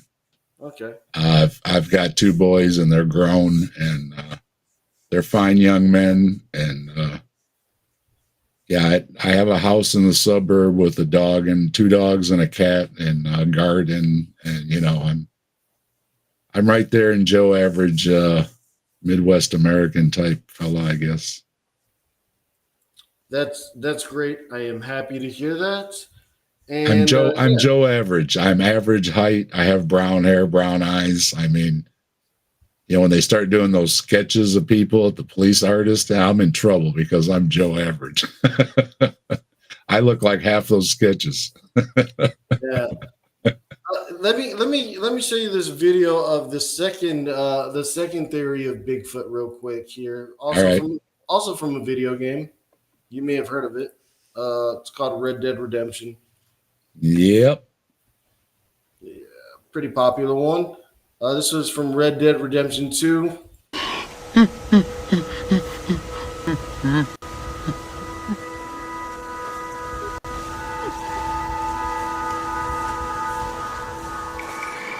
Shoot me, human! Shoot me! Oh, I will, you foul creature of the night. You'd be granting me peace. Why's that? Keep you from eating more babies? What in the name of all that's right are you talking about, human? You eat babies. You have to survive. Everyone knows that. Ain't your fault. We eat berries and mushrooms, you fool! But we did. Now none of us are left. Some maniac's been murdering us. I'm the last of my kind. We've lived in these hills 1,000 years. All right. So then it's just the other side of the equation, Just I've had a bunch of people. Maybe they're misunderstood, man. I've had a lot of people tell me, "Did you see there was a Bigfoot in Red Dead?" And so my son's a gamer, so I asked him, and it's like, "Oh yeah, there's a Bigfoot mission." And I was okay. Yeah, because I heard you and Missing Ma talking about like they eat the babies and everything like that, and I thought that was pretty funny because he's like, "I'm a vegetarian, you fool." Well, see there again, it depends. One of the naturalist explanations for Bigfoots, I guess Neanderthals were cannibalistic, so they think one of the explanations is Bigfoots are some kind of Neanderthals, and the reason you don't find the bodies is because they're eating them. But then you still don't find the scat. So where's the scat at? And you still have that problem. But yeah, like I know a lot of Bigfoot stories, and all right, let me ask you. It gets complicated. The bottom line is when you step into the supernatural, that you can possible. Anything's possible. You got it. Go ahead. Let me ask you the big question here. Do you believe in these things? Like, honestly, and you know what? You could declare to not, you can say, I don't wish to answer this question if you don't want to. Do you think that there is a Bigfoot, or do you believe in these things, or do you kind of think it's hokey pokey, kind of stuff? I don't think there's evidence for the creatures themselves. I think there's lots of evidence that people are seeing things. I think there's a lot of evidence for people like me that live in the city that go out in the woods. And when you see some of this wildlife up close, it's a lot bigger than when you look at it on TV. And I think it's easily, it's easy to get scared when you're out of your environment. And a large animal, like you said, you're ready to be armed and defend yourself for good reason, because large animals can mess you up. And even a deer, it's a big animal. You shouldn't mess with them. Even elks. People think, elks, they eat grass, berries, they're vegetarian in nature and everything like that. They have been known to paralyze. There's a rapper that I know. He's like paralyzed because he ran into an elk, on the road, and it did so much damage. He's paralyzed. It did so much damage to the car, and then the elk just kind of brushed it off and just walked away. One of my sons, and when my mother was still alive, they both had dents in their cars from deer running out in the road. And we have a lot of deer in our area, so you got to watch out. They'll put a big dent in your car and keep right on going. Yeah. So, but generally though, overall I'm a skeptic. Okay. And as a skeptic, I've always been interested in a lot of weird and otherworldly things ever since I was younger. So I've always been interested in the stuff. And my big realization is that people believe in a lot of things. People believe in religions. People believe in ghosts. People believe in Bigfoots. People believe in Lucky Charms. People believe in their horoscopes. People believe in crystals, and we can go on and on, right? Right. So my big thing is my understanding. Well, my understanding of the brain has come to the conclusion that the brain likes to believe in things. It likes to make up things. It likes to have a little imagination going on, and maybe it's just to entertain ourselves when just because we had time to ponder as we became more civilized, and the brain just likes to entertain itself, just like we like to entertain ourselves, right? Whenever there's an unknown aspect to anything, that adds so much, because the more you know about something, the less you fear it, the less you have kind of almost interest in. But whenever you don't know so many specifics to a certain thing, that leaves so much to the imagination that your imagination could come up with some of the most ludicrous things that are way more out there than what is actually taking place. And, and the imagination, it brings us so much. It brings us, all the great music and paintings and literature and, all these things, they spring out of imagination. Who decided to, like Missing Maud, right? She likes to paint. Who decided to take some berries off of a bush and squish them onto something and make a picture, right? It's great that we have an imagination, However, just because you have an imagination doesn't make the things real. So for me, you can call me a materialist or a naturalist or whatever. It doesn't really matter. I don't care, whatever. Without good evidence, I'm just going to be skeptical. So that doesn't mean I'm closed-minded. A lot of people accuse skeptics of being closed-minded. I'm not closed-minded, okay? If you can prove a Bigfoot exists, that's fine. If Jesus shows up and has a conversation with me, that's just fine. If the aliens show up and say, you want to go for a ride, I'm going, right? I want to go see the universe, right? Like I said, I've got some gray hairs. I don't have a lot of years left. So if I have my opportunity to go, let's go, right? I think that would be great. If I could walk through walls, if I could interdimensionally travel back and forth to the store without having to drive in traffic with all these people that can't drive, right? Sure. I'm open to it.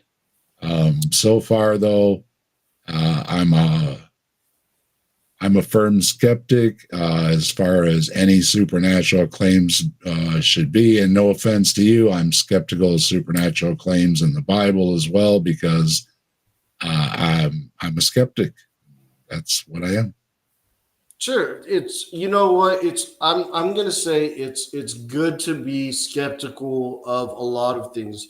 I don't want to take a lot of things on face value, because there's a lot of things in. I mean, dude, imagine how much income people have brought, how much income has been brought to, I don't know, Nebraska or whatever, wherever the heck, people mainly see Bigfoot.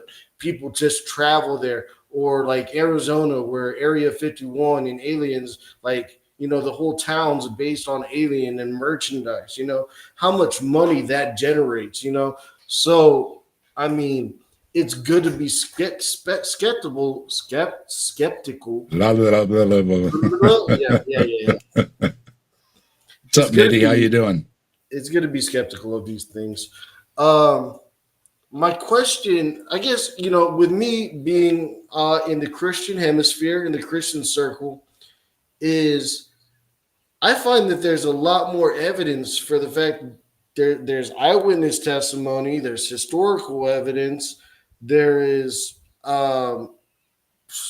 archaeological evidence of things that happen in the Bible, the things that have happened in the Bible. Jesus is probably one of the most documented, if not the most documented person in all of history. And yet you believe in some of these supernatural stuff, yet you find it very hard to struggle with believing in Jesus. Can you kind of like explain that kind of dichotomy to Well, that's the opposite. Like I said, you're more open to supernatural beliefs than I am. So I would say you're closer to believing in Bigfoot than I am. Oh, okay. Fair enough. Interesting. The turns have tabled. So I don't play favorites. So, I don't play a favorite with a religion or any claim I put up to the same test. It's like, if you can't demonstrate it to my satisfaction, then I'm going to accept it. And if it has to be, ultimately, some of the apologist arguments are, it has to come to faith, or you have to have the Holy Spirit, or all these things. And that's fine, but that's just saying that you can't demonstrate it. I have to wait and see. And I've been open to a lot of things. It just hasn't hit me, right? Jesus hasn't spoken to me. I played with a Ouija board. Nothing floated around the room. Things like that. A lot of the things that supposedly are going to, have things happen. I experimented in my youth. We did some LSD and whatnot. And mostly I just laughed a lot and had a good time. What type of LSD? I didn't see dragons or anything, or none of that stuff. So can we take another 2-minute break? And I want to talk to you a little bit about that, and then I'll probably let you go. It's getting a little bit late for you. It's going to be a little bit late. Either that, or maybe we can continue. I've got a little while. Make it 3 minutes so I can make a cup of tea. A 3-minute break. All right, I'll let you guys have it out in the chat. Because it takes. My bad. I'll let you guys have it out in the comments. You guys do whatever. I don't ban people. I just let you guys do what you guys do. But yeah, I'll make it 3 minutes. We'll be right back.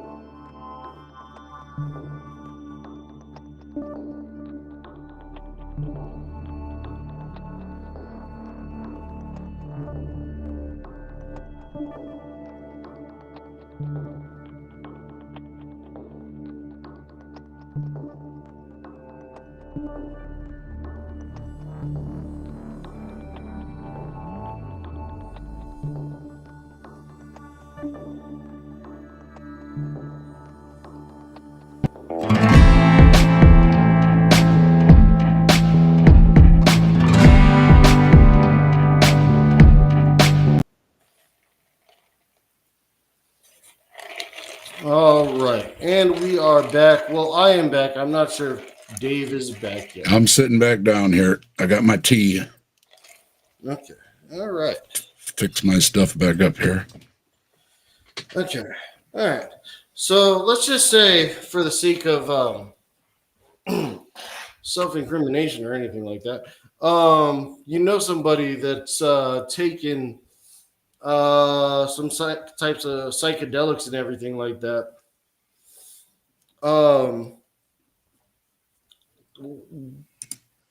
Whether it be LSD or something like that, if you ever took that, and you would say they never saw like kind of stuff, things maybe kind of like warped in and out or something like that, but they never really saw anything like like they didn't have like some kind of strange vision, like maybe people's faces looked a little bit warped, or the grass was moving, or the trees kind of were warping in and out, you know. Kind of, I mean, I'm just speculating on what it would be like from what I've heard, you know, of course. I saw the grass grow. But, So did you hear it grow though? I didn't hear it grow. I was laughing too much. We were always having a good time. The best time, we had a house full one night, and when Naked Gun first came out, back when you had VCR tapes, and we had a house full, and we were all dosed, and we were watching. We were laughing so hard, we had to keep stopping the movie and rewinding and rewatching because we were missing parts because we were just so all laughing hysterically. So my memories were just getting together with people and you know, having a lot of laughs and staying up most of the night. Yeah, no, it'll keep you up for most of the night too. I know from what I've heard. There's people that say, you know, of course, everybody's different. So, and when it comes to certain substances, people react differently. So I don't doubt that, people have had some crazy trips. Yeah. Like we said earlier, I don't deny experiences. I don't deny people have experiences religiously or with Bigfoot or anything else. Because it's almost impossible. It's almost impossible. Yeah, but I might have another interpretation that's possible. Okay. Right. Yeah, I may have known a Christian that may have taken some substance, and it was interesting because that substance, it made him look into the night sky, kind of look into the stars, and it was, from what he described to me, it was like he could see for miles and miles. He could see satellites going through the air. The lights were, the color of the sky was changing colors. Everything was changing colors. There was a visual aspect to it. At the same time, there was a spiritual aspect to it where it said, wow, like this is crazy. It was a huge kind of religious epiphany. It wasn't an epiphany, more like a revelation. Like, man, dude, if this is what my brain can do on this, like it's amazing. It's like it's a different. It made him appreciate the creation even more. It was a very interesting thing, and in some cases, it almost made him more religious. Oh yeah, there's a lot of going back to the aliens. Hugh Ross was talking about aliens, and he said a lot of the aliens were giving bad messages, about spirituality. And I was reading around, and a lot of people actually have profound religious experiences after these alien things. So a lot of things can trigger a profound experience. I don't doubt that at all. Yeah. Like you said, it's kind of hard because it's in some people's minds, and it's hard to interpret because you can make your own interpretation, but you're never going to know what that person really was feeling and thinking and seeing and experiencing, because it affects almost all the senses. You know, you're visualizing things differently, you're feeling different things, you're seeing different things, everything is different when you're on those substances. So it's real. And it doesn't have to be drugs. It could be a lot of things. You know, when people are out, hiking all day long and they're worn out and they're tired. Oh, yeah. People that are climbing mountains, people that are scuba diving. In the military, yeah, right. A lot of these things, can mess with your eyeballs. So again, you back to your eyewitness. What was your eyewitness doing? When was your eyewitness's last meal? Like with me, Oh, it was on You empty. It know, was on empty stomach. yeah. I mean, If he knew what he if was doing. I get busy doing something, I forget to eat. The next thing you know, I'm getting shaky, you know, and my eyes are getting a little goofy, and it's because I haven't eaten, right? So, yeah. So the background information, you know, and of course, you know, yeah, were they doing drugs, alcohol, you know, on down the line, prescription drugs, whatever. There's a lot of questions.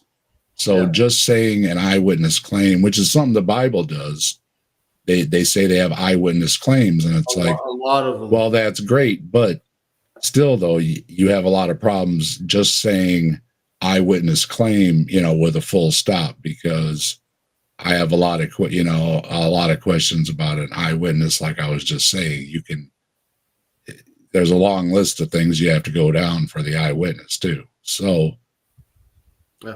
I'll tell you this much. This conversation that we're having was never supposed to happen. I mean, I'm a terrible person. I'm a terrible person, terrible Christian, horrible person. I can't stand atheists or agnostics or what people that don't believe in Jesus. you're hurting my feelings. I mean,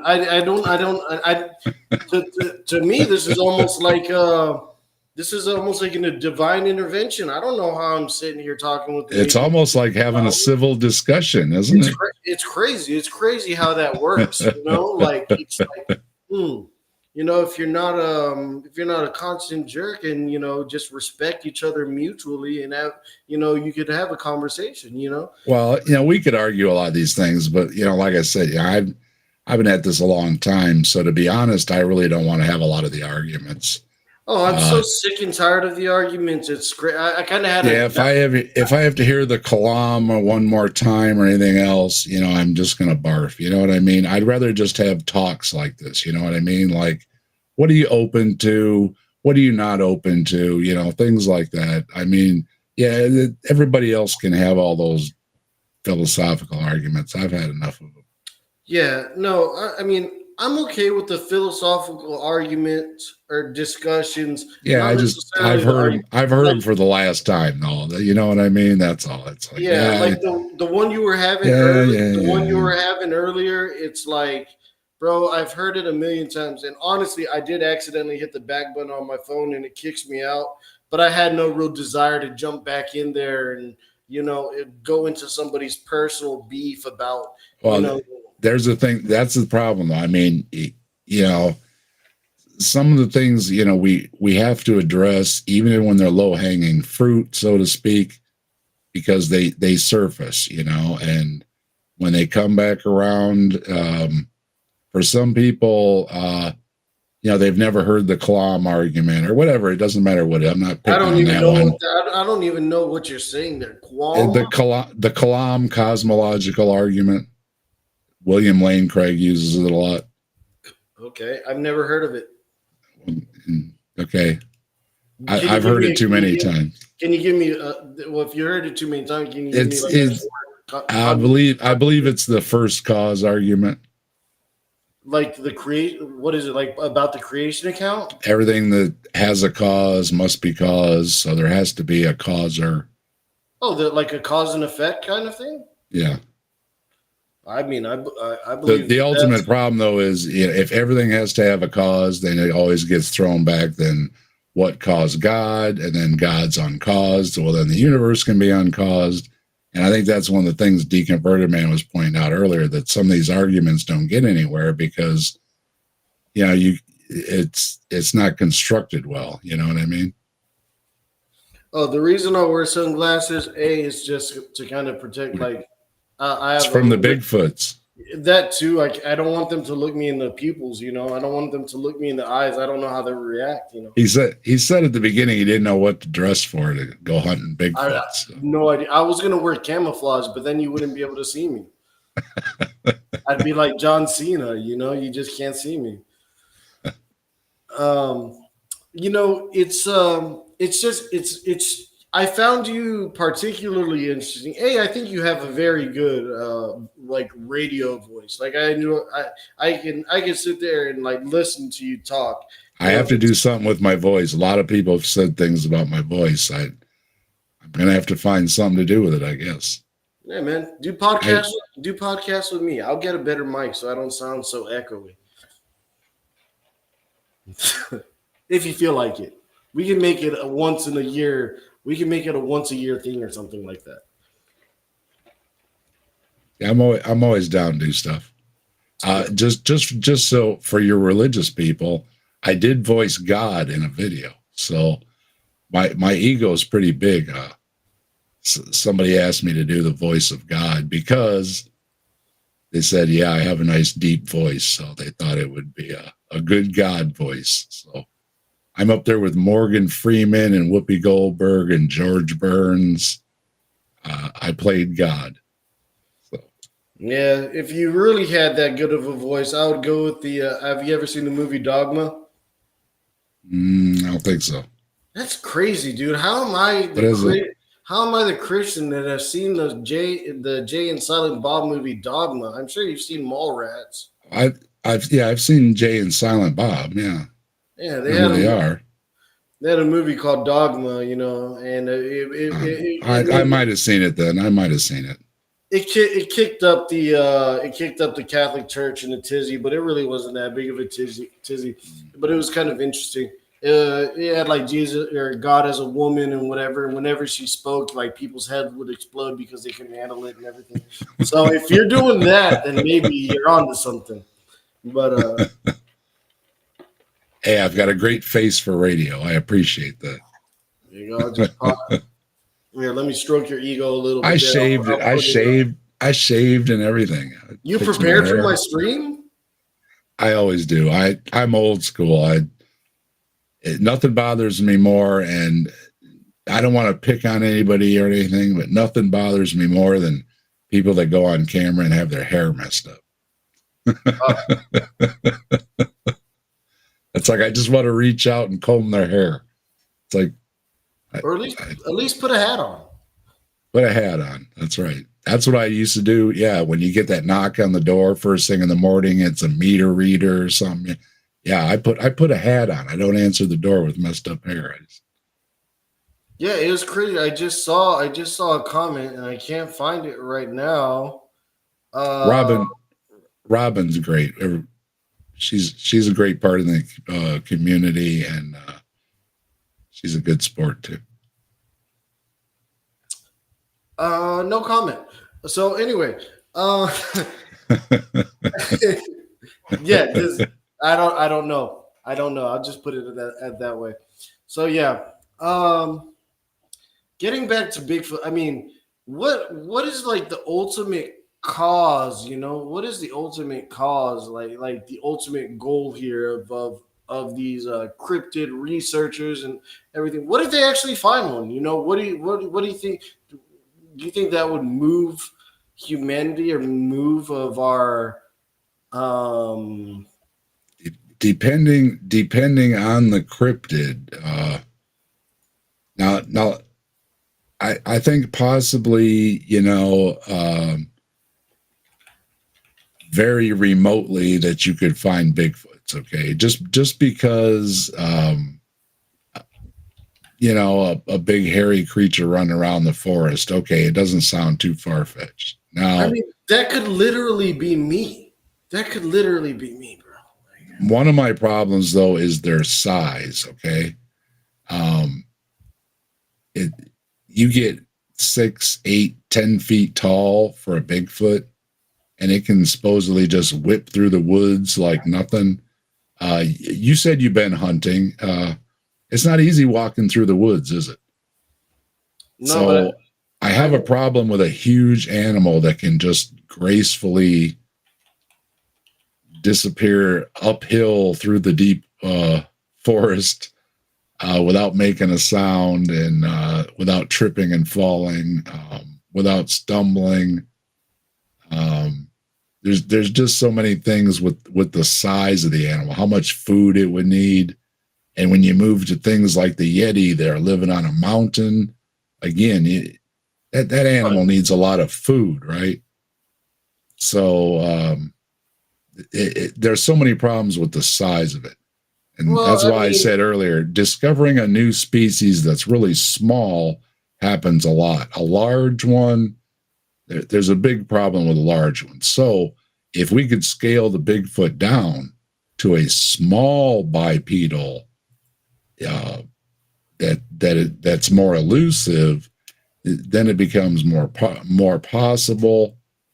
But the huge animal, it's so many problems. Just so many problems. Wait. Wait a minute. Hold on. I want to Now other ones like flying ones, like Mothman, or ghosts that are,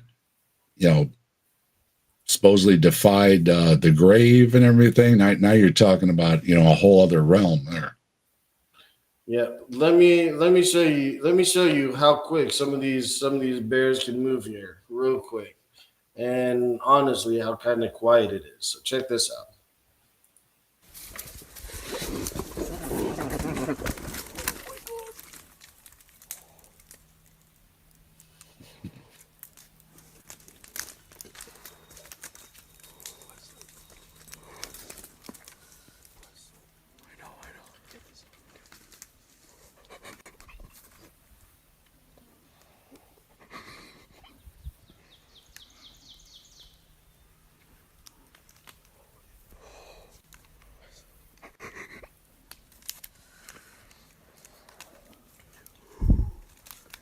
That kind of looks like me, honestly. That really looks like me.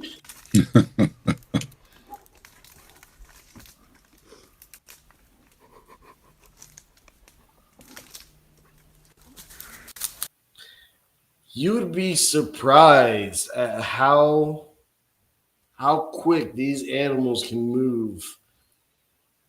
A lot. Yeah, that's like a lot of animals. Yeah, humans, we can run distance, and some of us, not me. Yeah, but as far as in the short run, though, a lot of the animals are going to catch you. So one more reason to stay clear, because you're not going to outrun them. Right. And going up a tree like you just showed, it doesn't help you much either. It's going to come right up the tree after you. Yeah, I'll tell you what, man. There was some kind of scat that was found in that situation. I don't know if it was from the bear or from the human, but I guarantee you, probably from the humans. Yeah, there was some kind of scat there to be studied. Whenever you're laughing like that, you're like, I gotta laugh at this because this may be the last chuckle that I breathe. Sheesh. Nikki's in the chat there. She has a Bigfoot channel. Good to see you, Nikki. She debunks a lot of cow hair and things too. Okay. I do not see her or him, Z or Zim, attack helicopter, velociraptor, whatever you want to identify yourself as. Yeah, just go to Sasquatch Secrets. Okay, Sasquatch Secrets. Okay. Yeah, man, it's just I found you strikingly peculiar in a way that you have a supernatural element that is beyond, the definition of supernatural is beyond the natural point of view, right? Fair enough, yes? Yeah, I say eyewitnesses, yes. What they actually saw, I think in almost all cases can be explained another way that's way more realistic than going to the supernatural. Yeah. It struck me. As far as your question earlier about, why look into all these things? Well, because we got to know, right? Right. No, if it's out there, then let's go look and see. And if we find it, okay. If we don't, okay. Then you have to kind of make your decision from there.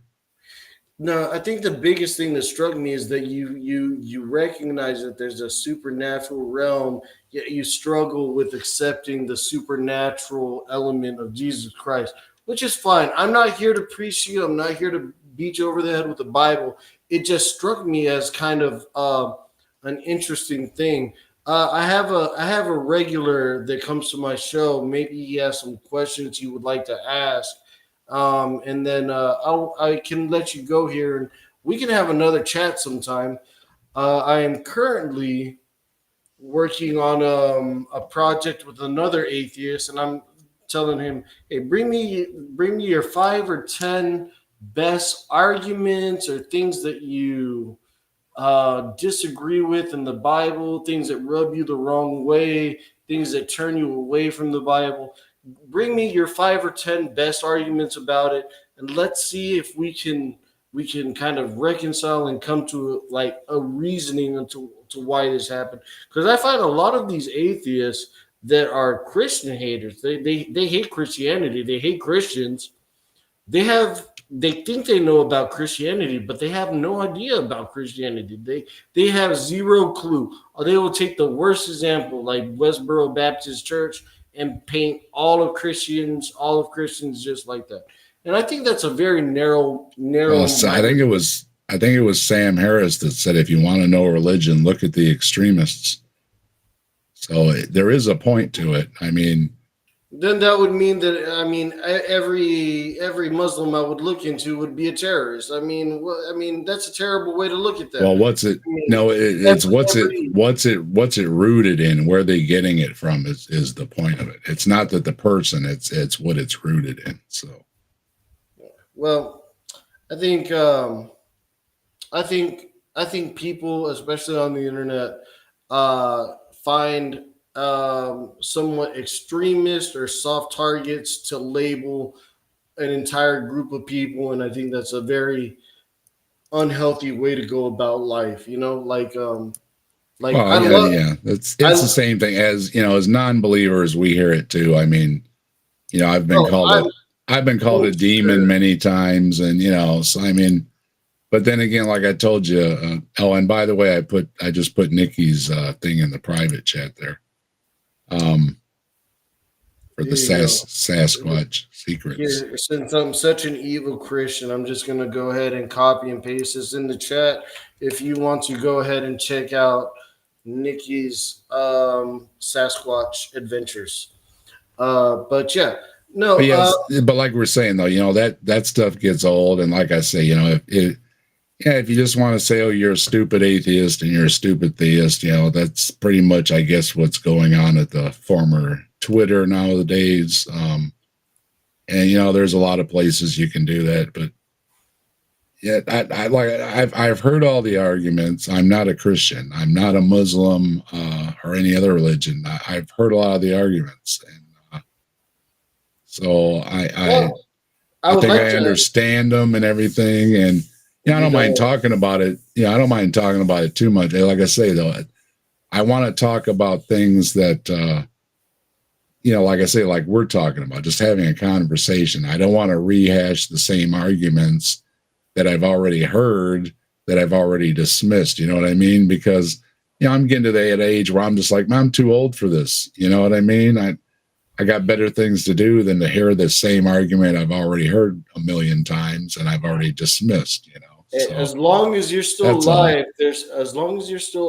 there's still time for you to be right. I understand. For you to be saved. So I'm not gonna. My counter is that I'm suffering person. Okay. My conscience is clear, so I'm not worried. That's what you think. For all the afterlives out there, I think I can pass them. So.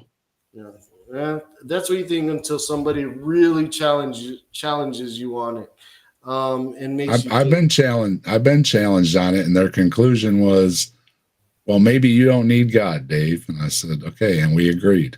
So, well, I have been challenged. We went down the list.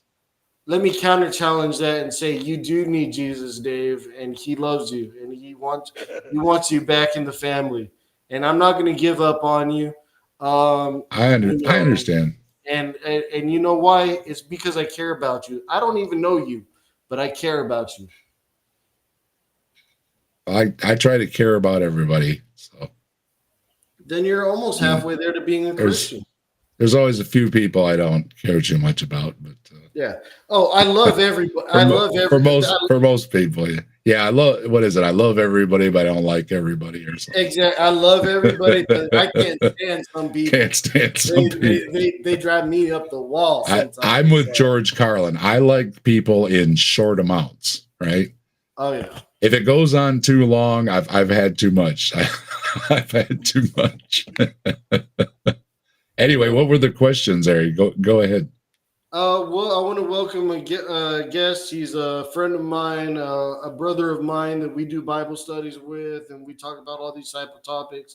I'm not sure if he's got any specific questions that he wants to ask, but Hip Hop, welcome.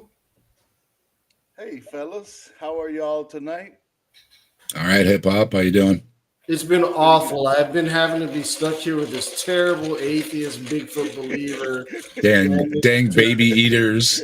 And he's been having to be here with this God-believing Christian. It's a terrible time. Well, you know, that's the reason I'm jumping in real quick here, because I know it's late, is because I found you guys to be so civil and interesting at the same time. And you know, that's kind of like a rare combination sometimes, because you're definitely coming from opposite sides of things in a way.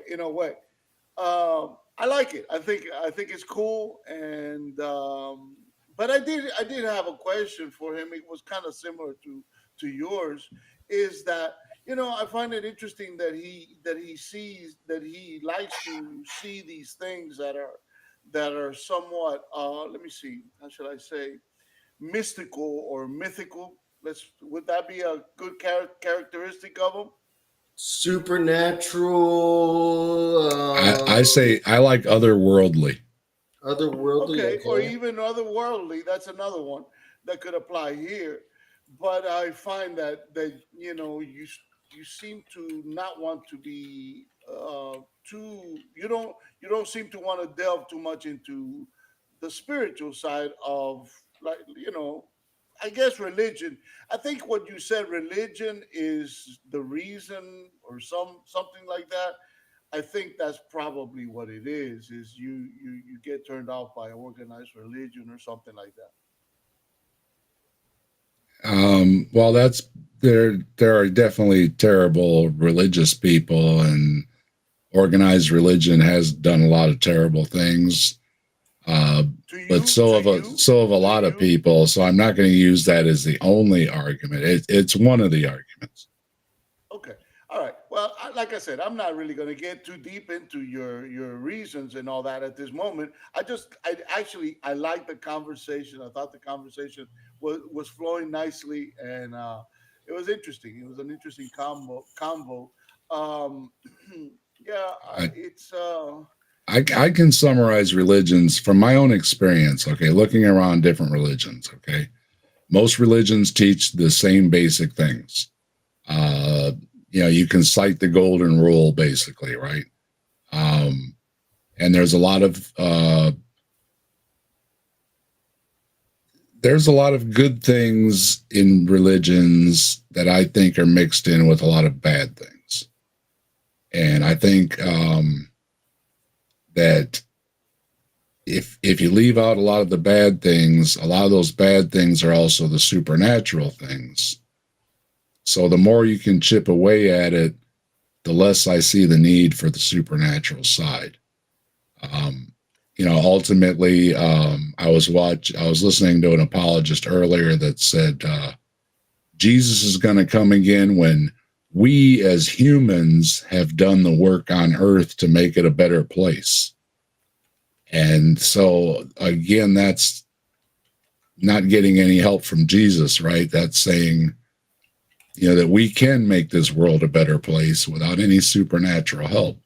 So I think we should do it. That is a fantasy that I wish was a reality, but unfortunately, it is a fantasy. I'm an optimist, and even though sometimes I have a pessimistic attitude in a pessimistic world, overall, if you look at history, things keep getting better and better. And if we can keep doing that without frying ourselves with climate change or something else, or Oh boy. a super bug or whatever, and we manage to survive, I think we can be better than someday.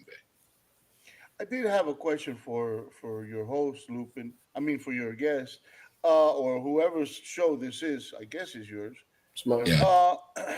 The thing is this, that I've never fully understood the whole idea of Bigfoot. You know, in fact, I always confuse Bigfoot with Yeti, and now I hear there's another.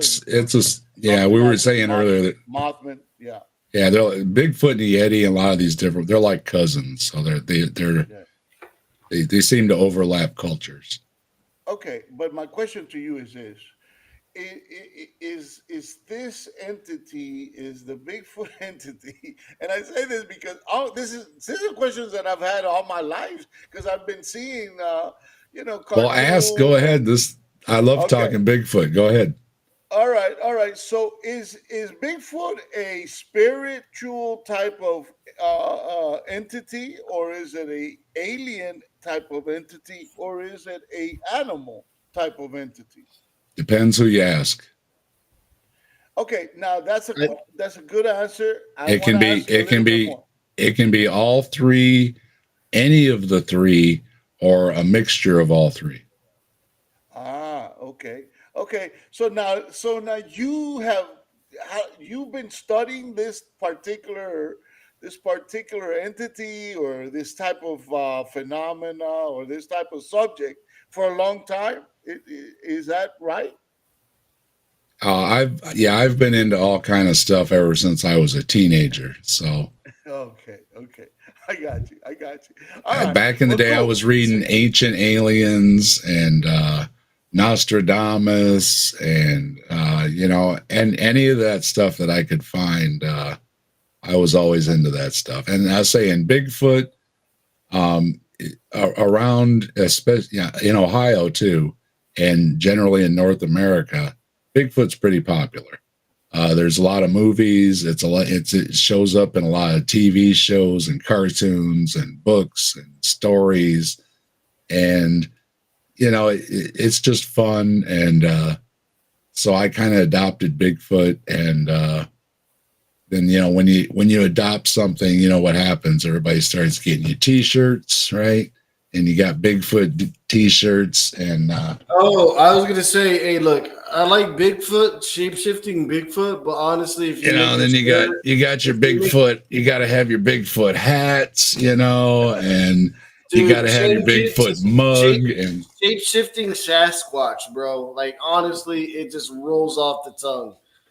It rolls off the tongue. That was another one, Sasquatch. Just a suggestion. So Yeti, Bigfoot, Sasquatch. Yep. Skunk ape, Dogman. I hadn't heard that. And no, those are different ones. But those in Ohio, not really.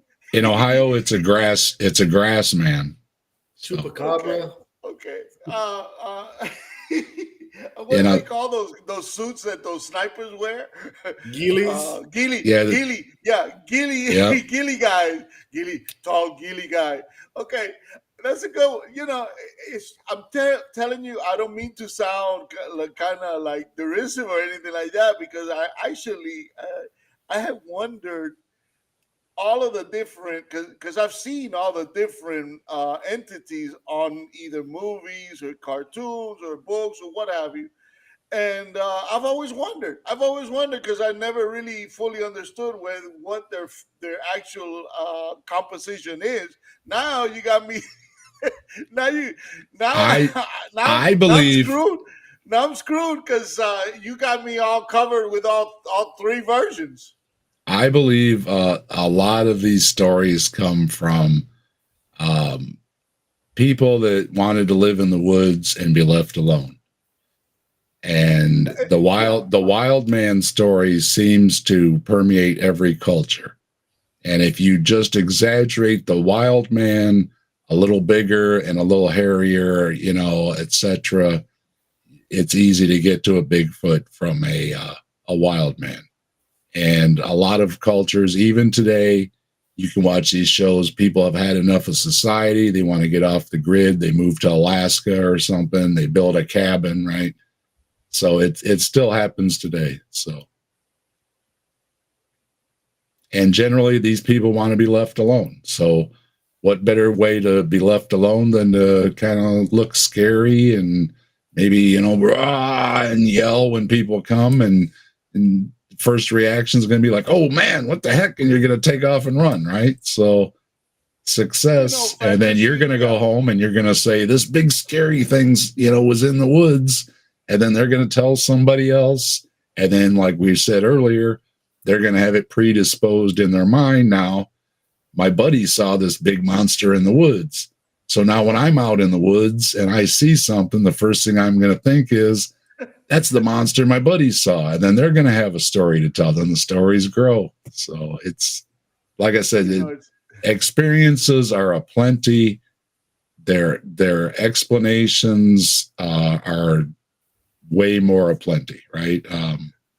So I remember me and a couple of my buddies went to, we had a wild hare come up and we said, hey, let's go camping, man. Let's go camping. Yeah, this was when I was very young. Sounds like a good idea. Oh, it was always wonderful. Let's go camping in the off some field off of a freeway, in Florida, in the piney woods. Yeah, and we got there, and we were all excited and this and that, building our tent, and all of a sudden we heard something that sounded like a. Have you ever heard a screech owl? Mm. I've heard of. You know what? Yeah. Have you ever heard a screech owl? A full-grown screech owl do her thing? Well, it sounded like that, dude. It sounded like that in the middle of this dark woods while we were pitching up our tent. You know what we did? I think we all did. I think we all left some scat there, and we picked up the tent. We picked up the cooler, and we boogied out of that field as fast as we could. It was so funny. I'll never forget it. But it's instinct, though. I mean, it's fear and everything, and you think that something's going to get you, and you get the heck out of Dodge, and it's probably best you did, because it might have been it could have been a bear or a big cat, or something. Yeah. It could have been. It might not have been, but if you're still alive, what difference does? Yeah. So those are primal. It woke us up. I mean, it kind of like changed the mood very quick. It wakes you up, and that's the thing. See, your adrenaline is flowing. All these things are out of whack. Your system is super, or your senses, are all super sensitive, and that adds to maybe exaggerating the experience to it was bigger than life, it was faster, it was stronger, whatever, because of all that's going on when you're scared so bad that the scat's coming out of you. Well, in the woods, I will say this, in the woods, and I had another experience. I was in a stand, a deer stand, and something, I don't know, I was falling asleep, but something came up real close, and it basically came underneath the stand, and that thing had a fierce breath. Okay, I mean, it sounded like a breath you would see in the soundtrack of a monster in a movie. Okay, that was another one that the hairs in the back of but I never saw it because I wanted to shoot it, but it was like underneath. I didn't want to make any noise, and I never got a chance to see it. It's scattered away, but in the woods and in the wild, sometimes you hear things that will definitely, I'll say the word, they'll scare you. Sometimes scare the scat out of you. Sometimes they'll terrify you, and sometimes they'll definitely let you fertilize that place and get the heck out of there. So absolutely, it's a normal thing. I think the humans have that capability. Dark in And dark that's and you areas. can exploit that, and you can exploit that easily. Yeah. Lupin mentioned earlier haunted houses. You jump out and yell something at somebody, and you can scare them. And yeah, if you're out in the woods and you don't want somebody around your area, it'd be real easy to make noises and stuff to scare folks off. So I mean, dude, I'll tell you one time I rented some hotels with my dad, and if he'd fall asleep before me, it'd be like a chainsaw or something going off. I was tempted to shoot it, but I mean, that's a whole different. we were trying real hard not to say that word, Maya. We're trying to keep it clean. It's a family show. I'm thinking what's going on in that chat. Yeah, I can just imagine what missing mod is going to come up with.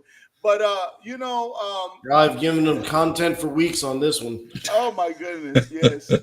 But there is going back to the serious side of things. Now, when I say serious, let's keep it lighthearted because that's what this show is like.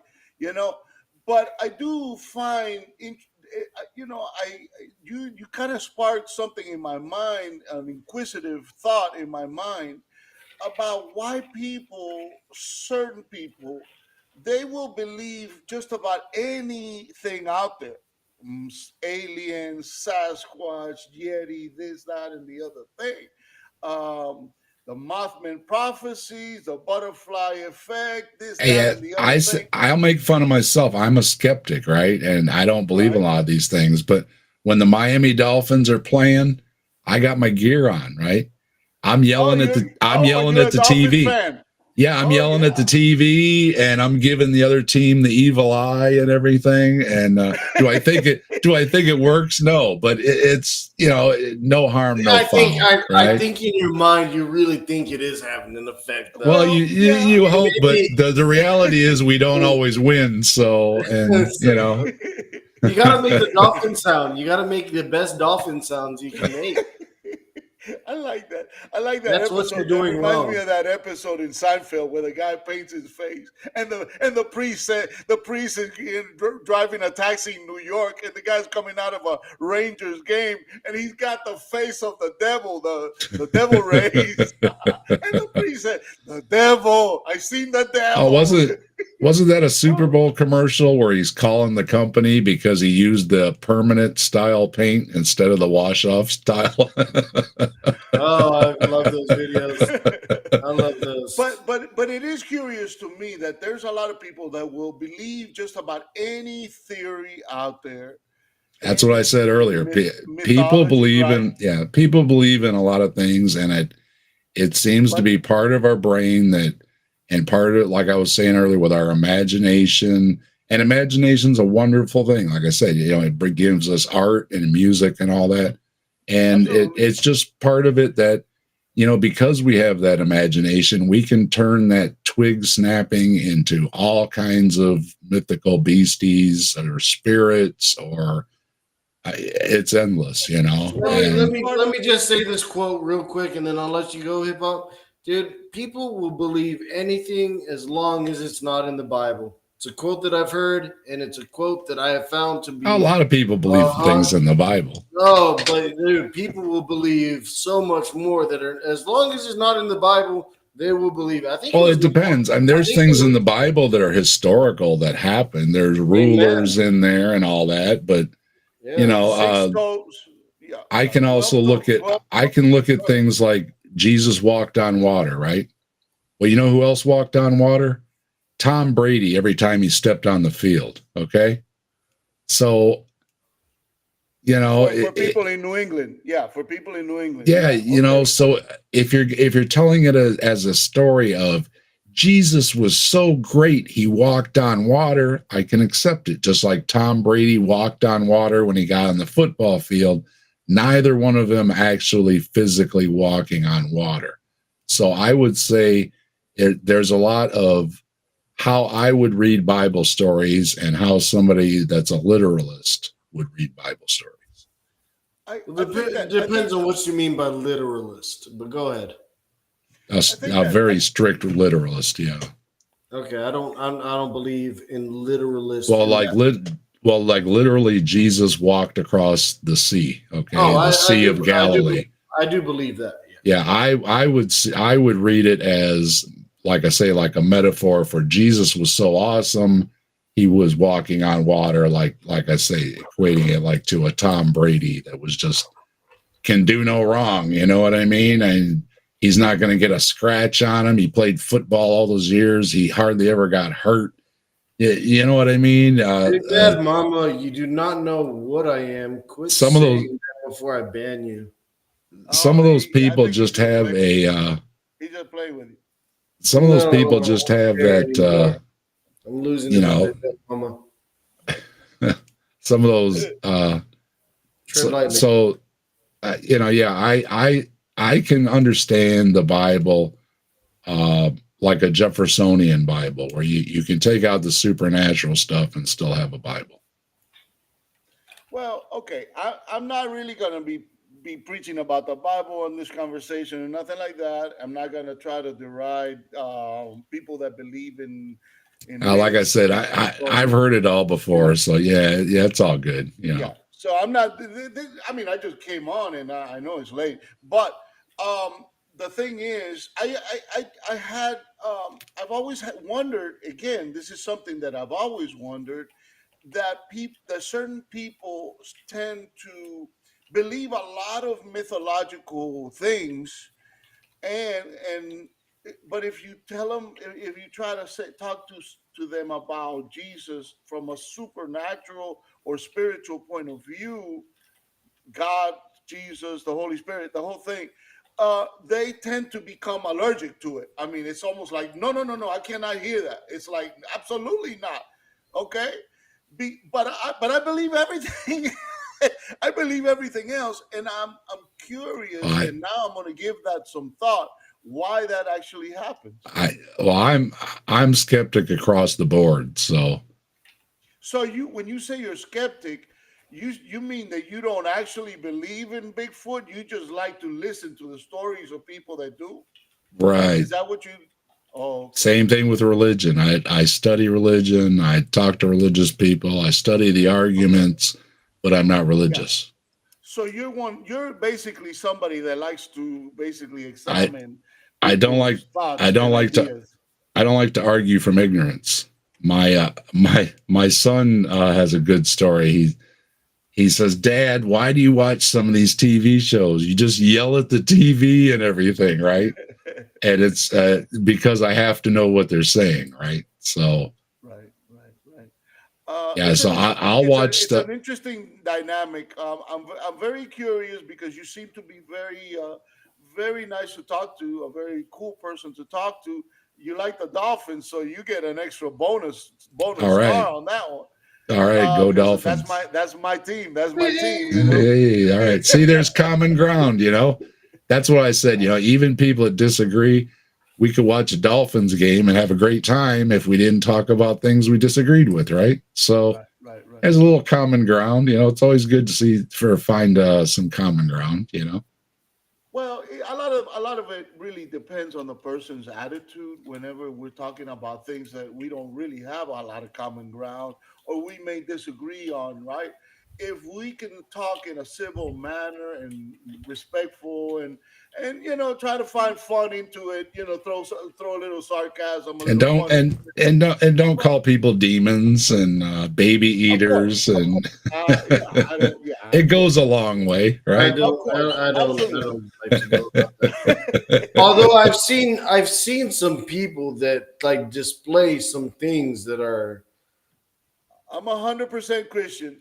I can throw out like I say, I can throw out the ornery arguments. I know them too, and but like I said, I've called a heathen many a time. Yeah, you know, and you get burned out on it. You know, I go back to AOL chat rooms, and you know, it just gets old when people just want to beat up on each other. You know, do you want to have a discussion or not? And like, you know, when Lupin said, "Hey, you know, you want to come on and talk?" And it's like I said, you know, I don't really have a big interest in becoming a Christian or anything, but yeah, we can talk, and other people, they say something or they disagree with me, and I say, well, why don't you come on and we'll talk about it? And you never hear from them. So did they really want to talk, or did they just want to, be a jerk in the comments? You know what I mean? So Right.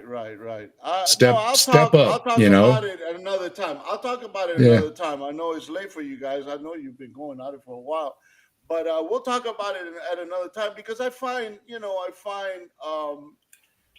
there's a lot of value to knowing God and to having a good relationship, a good understanding, like what you were talking about your side of things.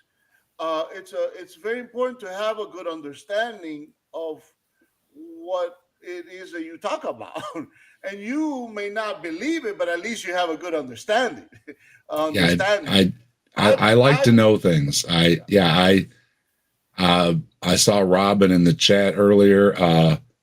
Robin used to dabble in tarot cards and stuff, and I said, "Oh, really? I want to learn about that." So we did a video, and I learned about it.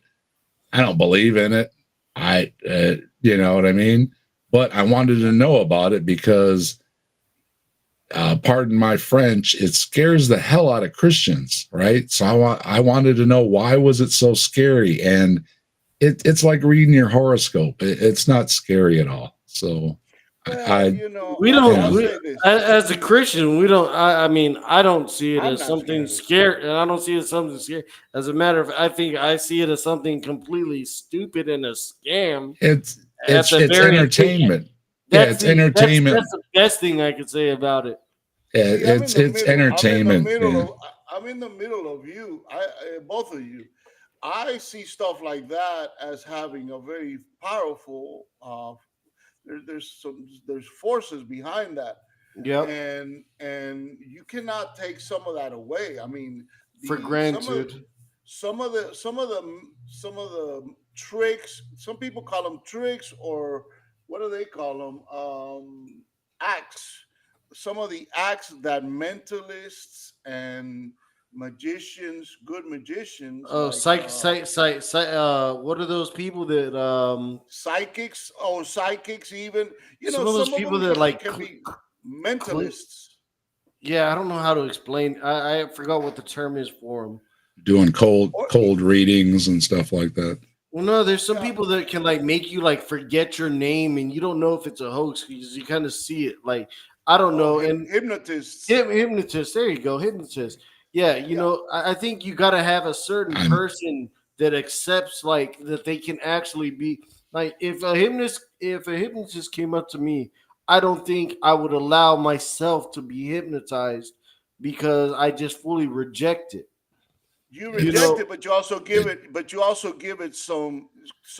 You also give I don't think some weight, right? Is that what you're trying to say? I don't give it any weight at all. Not Lupin? Hypnosis. No. You don't give it any weight, Lupin. I mean, I think some people will give it some weight, but not. I like if you try to hypnotize me, I think it would be very hard because I reject it as a practice altogether. Yeah. Well, the reason I reject it is because the Bible does tell me that you should reject something like that. Exactly. Not only, but not because it can harm you, but it is the Bible describes it as kind of like a dark art. Okay. Gnosticism. Simon Magi kind of stuff.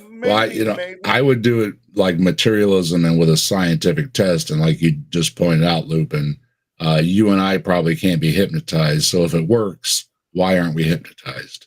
So if it works, I wouldn't allow myself to be put in. Yeah, but I mean, it's kind of those things where, if it's a superpower somebody has where they can hypnotize you, it should always work, right? So let me ask you this. Do you think that people have that people use 100% of their mental acuity, their mental power? Do you think that people use that in life?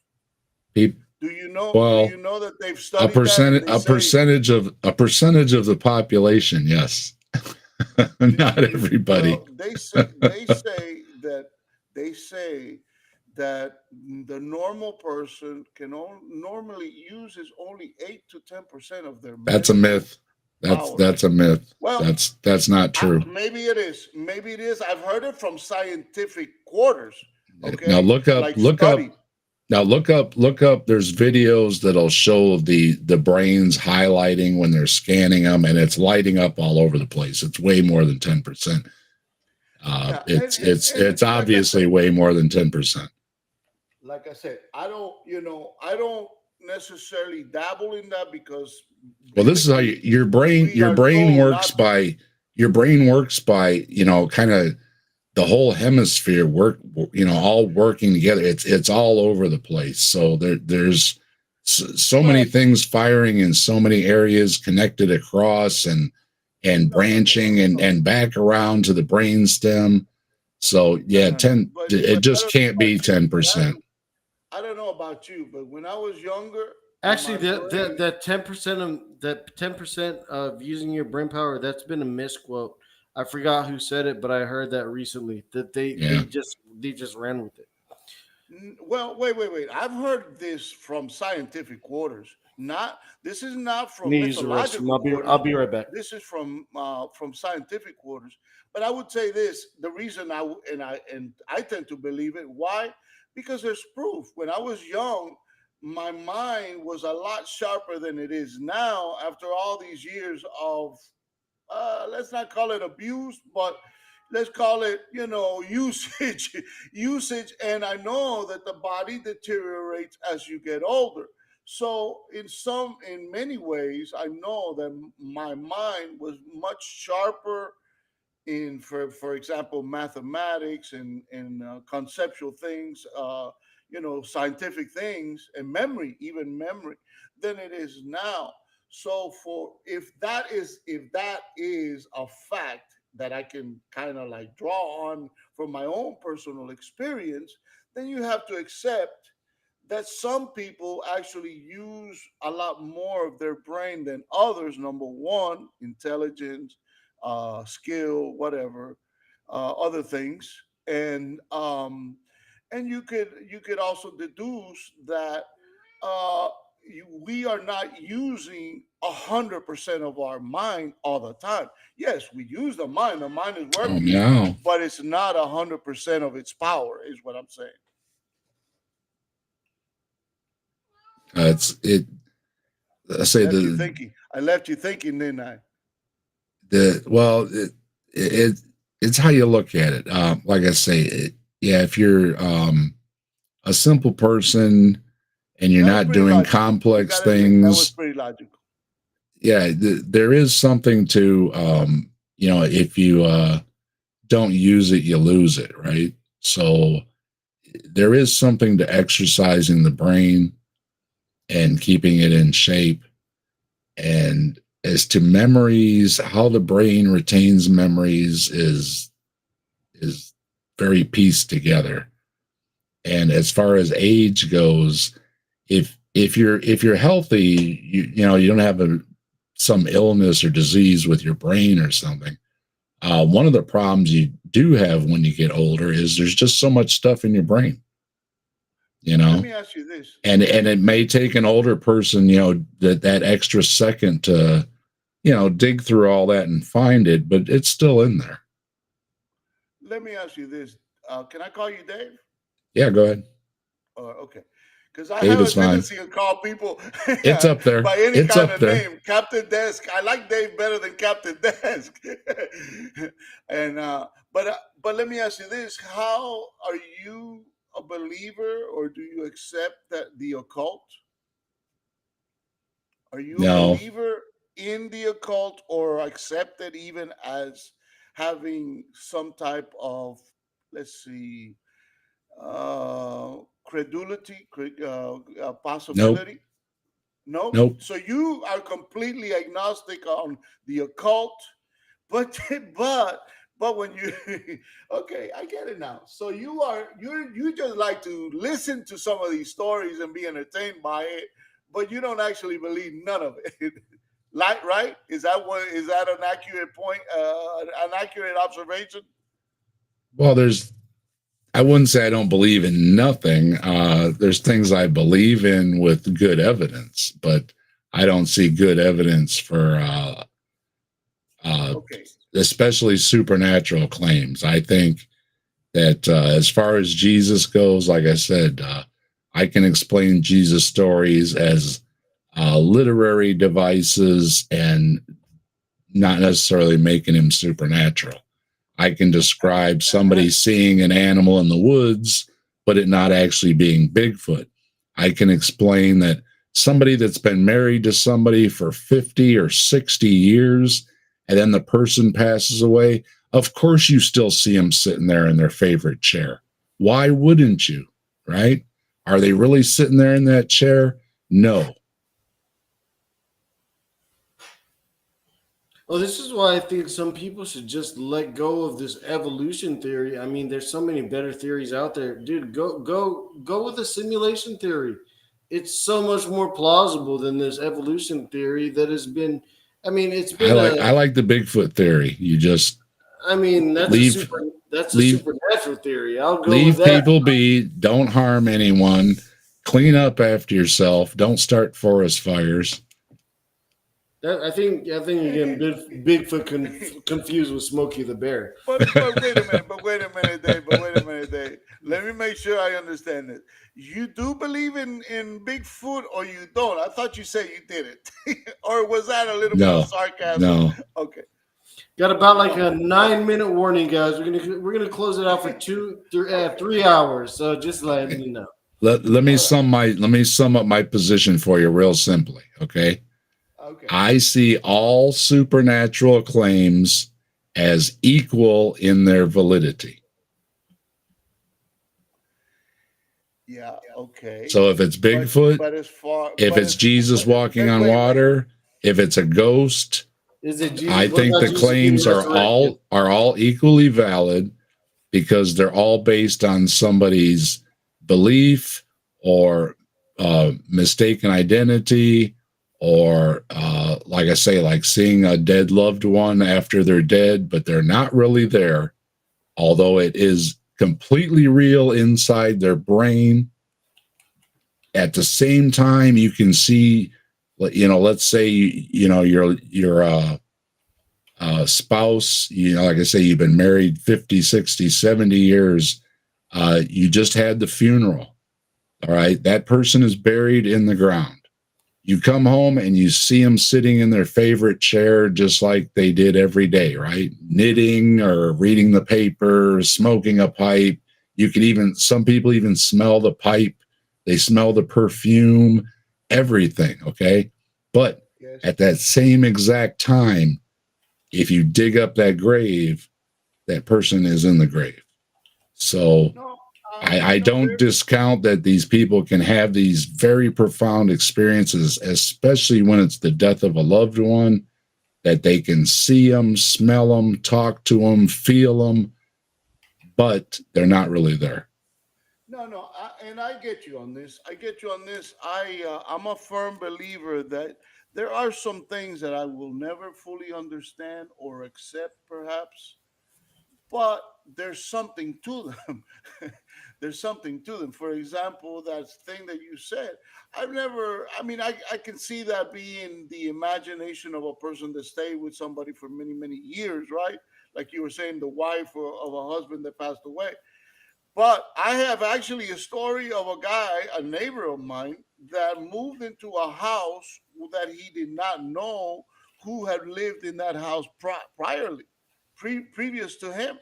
Okay, he just bought it because those people had passed away. And one day, this guy comes up to me and says, "Man, I woke up last night and this I saw this old man walking around the house." And I said, "Oh, okay, whatever." Right? But then he said he was a very skinny old man, and he had he walked around like a humpback, like hunched down from scoliosis, spinal scoliosis of age.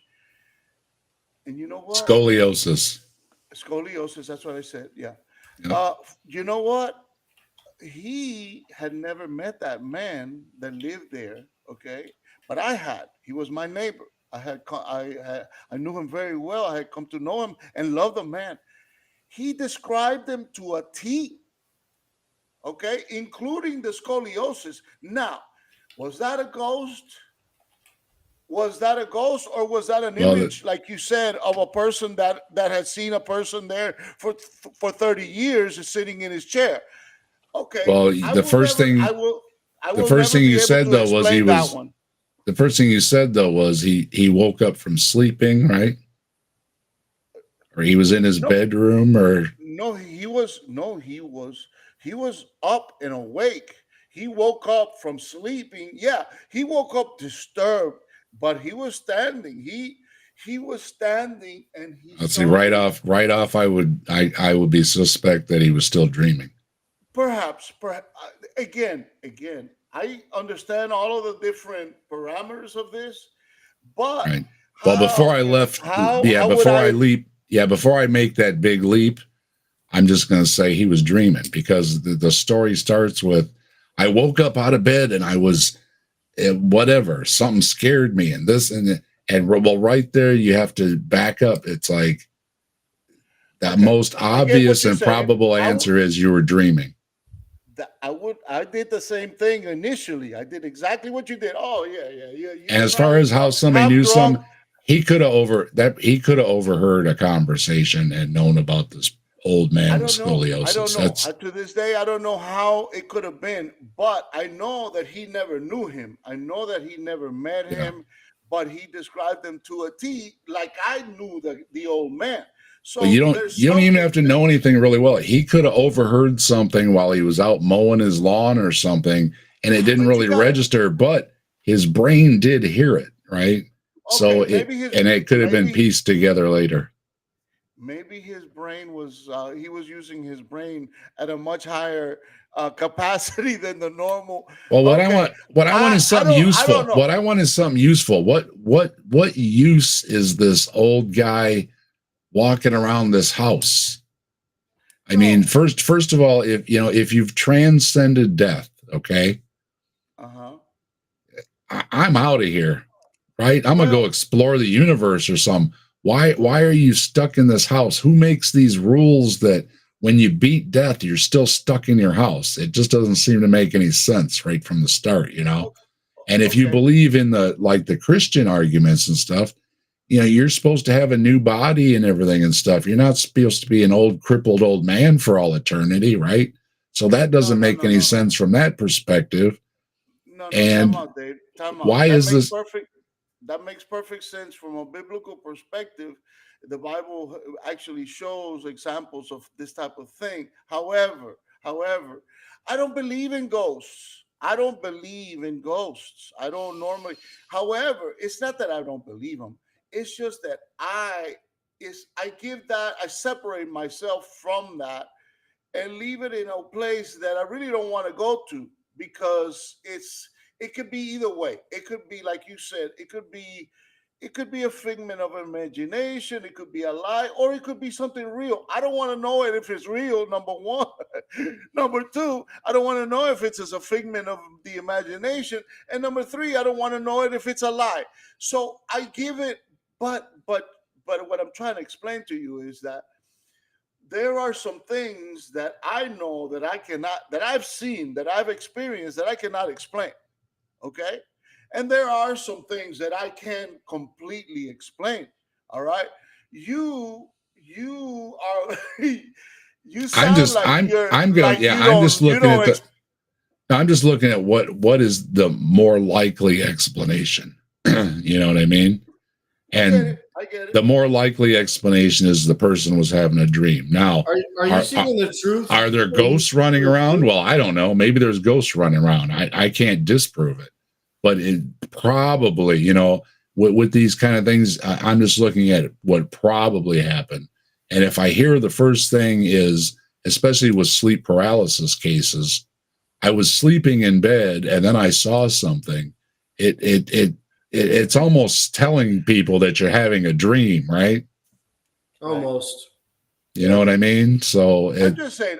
I'm just saying. It's very difficult to really. It's very difficult to really understand exactly what you say because you tend to, you like you said, you know you apparently you give a lot of. I don't even know how to explain this. It's just that you seem to listen to a lot of different myths. Okay, is that correct? Am I saying something wrong there? yeah, I'm just curious. Yeah, exactly. You're curious about things like that. And but at the same time, you're very agnostic of them. You're like not just agnostic, you actually kind of like reject them.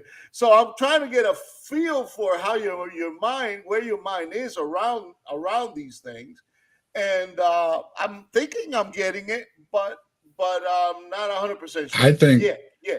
I think bottom line, as far as where I would stand is I think that everything would have a natural explanation. It doesn't need a supernatural explanation. And the supernatural explanation was just used in place of the natural explanation. So it was a ghost, according to this person. But to me, and probably a consensus of people, it would be that he was dreaming. Oh, yeah. I mean, So I I'm tell you gonna what, so I'm gonna figure, there's a hey, lot of people. There's a lot yeah, of well, like I people say, that'll go either way. yeah, but you would probably agree it was probably a dream, right? Just and Lupin would probably say, yeah, that it's one. probably a dream. The guy woke up out of bed, he didn't fully awake, he was dreaming that he woke up, but he didn't really wake up, right? Because you can like wake up in your dream and you're not really awake, right? And then you see something, okay, versus what why is this ghost guy walking around this house for all eternity? That, to me, that doesn't make any sense why this ghost guy would wander around this house for all eternity. So I have to say, well, that doesn't make any sense, because if I'm a ghost and I got superpowers, I'm not going to hang around this house, right? I'd rather go hang around in a mansion somewhere or something, right? So there's so many more questions that it raises. Again, like I said it earlier, when they try to explain it with too many things, if you would just say it was a dream, and even if you interpret the dream as divine or something else, at least you're sticking with a dream. When you leave it from the dream and you're saying it's a ghost, then you have to explain the ghost and why is the ghost there and who makes the rules for the ghosts. Because to me, if you can defy death, that's like the ultimate thing, right? You beat death. And then you're stuck walking around the house hunched over for all eternity. Well, that sucks, right? Who made that? Who made that rule, right? And this isn't. And what happened to heaven or hell? Death does get defeated at the end, but I mean, what happened to heaven or hell? See what I mean? If from a Christian viewpoint, this person should be either in heaven or hell, right? And why are they wandering around their place hunched over? When it starts raising so many of these questions, then I have to start dismissing it because it's just raising too many questions. Well, okay, I get your point. I don't tend to make 100% certain categorically it was like this. This is one of these things that I put in my book of unexplainables. Okay. This did not have the hallmarks of a dream walk or a drunken stupor or a hallucination, nothing like that. In fact, it has every hallmark against that, because like I said, this person never met that old man died before this person bought the house. He had no way of knowing what he looked like. Yeah, but again, though, imagining an old man hunched over, though, is a lot of old men. Yeah. Well, okay. You know what I mean? It's not unusual that an old man is hunched over either. You know what I mean? I'll put it to you this way. I don't believe in ghosts, But if I were to entertain the idea of ghosts, this would be a perfect example of a ghost story for me. All right. Now I don't fully understand it. I think I do in some ways, but not fully. And I just, like I said, I'll put it there. I'll put it in a space of in a place of uncategorized. Okay, like for example, when you see Like these that, objects. like that movie. What is it? Dreamcatcher. No, it's like when you see no Have you the ever seen dream that movie? catcher. I don't think I've seen it. You I don't don't think remember I've that seen it. movie? That movie Dreamcatcher, where like he's trapped in his own like brain, and it's like a whole bunch of file cabinets. No, I've And never seen that. oh, Dreamcatcher is a great movie.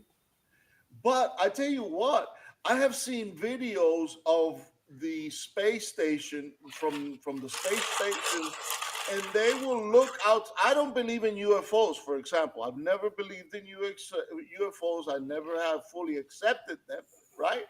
But I have seen video of the space station feed that shows these things moving in space, not like planets or stars or rocket ships or nothing like that. They move and they have either some form of propulsion and some type of propulsion control. Now, how do I explain that? I have no explanation. That goes in the same book as the old man walking around like a ghost.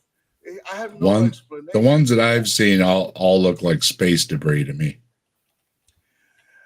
It could be space debris. It could be space debris, but I've seen some that have acted like space debris would be a linear movement. But I've seen some that have basically. Well, it all comes into the line of sight, though. It's how fast the space station's moving, how fast the debris is moving, how far, and which way they cross each other. And I think it's space debris. I like the way you think in the skepticism part of it, because there's just the problem. Here's my thing. That's a good thing, because there's a lot of people that are trying to fool you. Well, here's my Hugh Ross. Hugh Ross said, I was watching a Hugh Ross video the other day. Hugh Ross said 99% of UFOs can be explained, right? They were either an airplane or a bird or whatever, okay? It's not that 99% cannot be explained. You see what I mean? So when I hear 99% can be explained, it's pretty much dismissed, right? So I want to hear 99% can't be explained. You see what I mean? You want to know about it doesn't have to be 100, because that's asking too much. About that 1%. Yeah, the problem is so many of these things always seem to be 99% can be explained. Like I say, like with near-death experience, 99% could be explained. People see a ghost, or they hear a bump in the night, or a Bigfoot, or a UFO. It doesn't matter. 99% can be explained. So that's just setting it up right off the bat with everything else that seems to be in that 99% category. And those are all the things that people generally dismiss as not existing. And I think that's as fair as I can be. Final statement? But if somebody wants to present evidence tomorrow, and it can be demonstrated and testable and repeatable, and if somebody says you're healed and it works every time, if somebody says you're hypnotized and it works every time, if somebody says they can read your mind and it works every time, if somebody can pick the lotto numbers every week, then there's got to be something there. But that hasn't happened yet that I know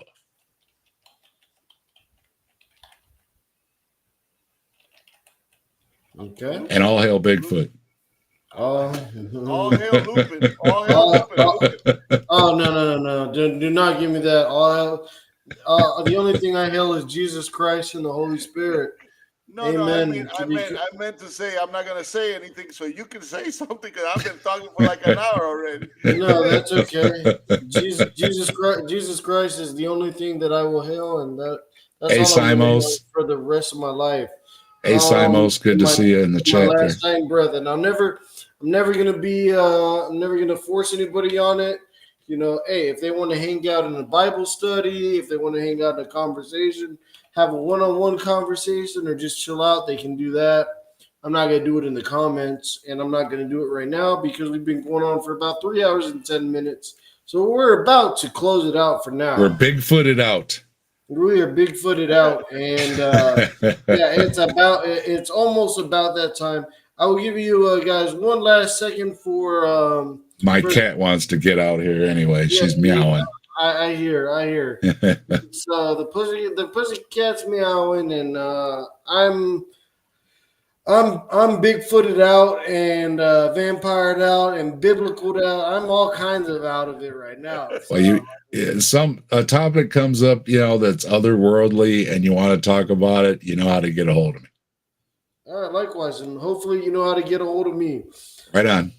I think you have my you have my email. You can reach out to me by email me or leave me a comment. Personally, Dave, I've thoroughly enjoyed this conversation. Yeah, me too. Fun. For the atheists out there, they should see this as a divine intervention. This should be proof of God to you guys because this shouldn't be possible. This Christian can't be talking to this atheist, especially not for 3 hours. I mean, and I know that not everybody agrees with Lupin. A lot of people have had run-ins with Lupin and all. And I didn't even know that. It doesn't really even matter because we just managed to sit here for a couple hours and have a little fun, so that's all that really matters.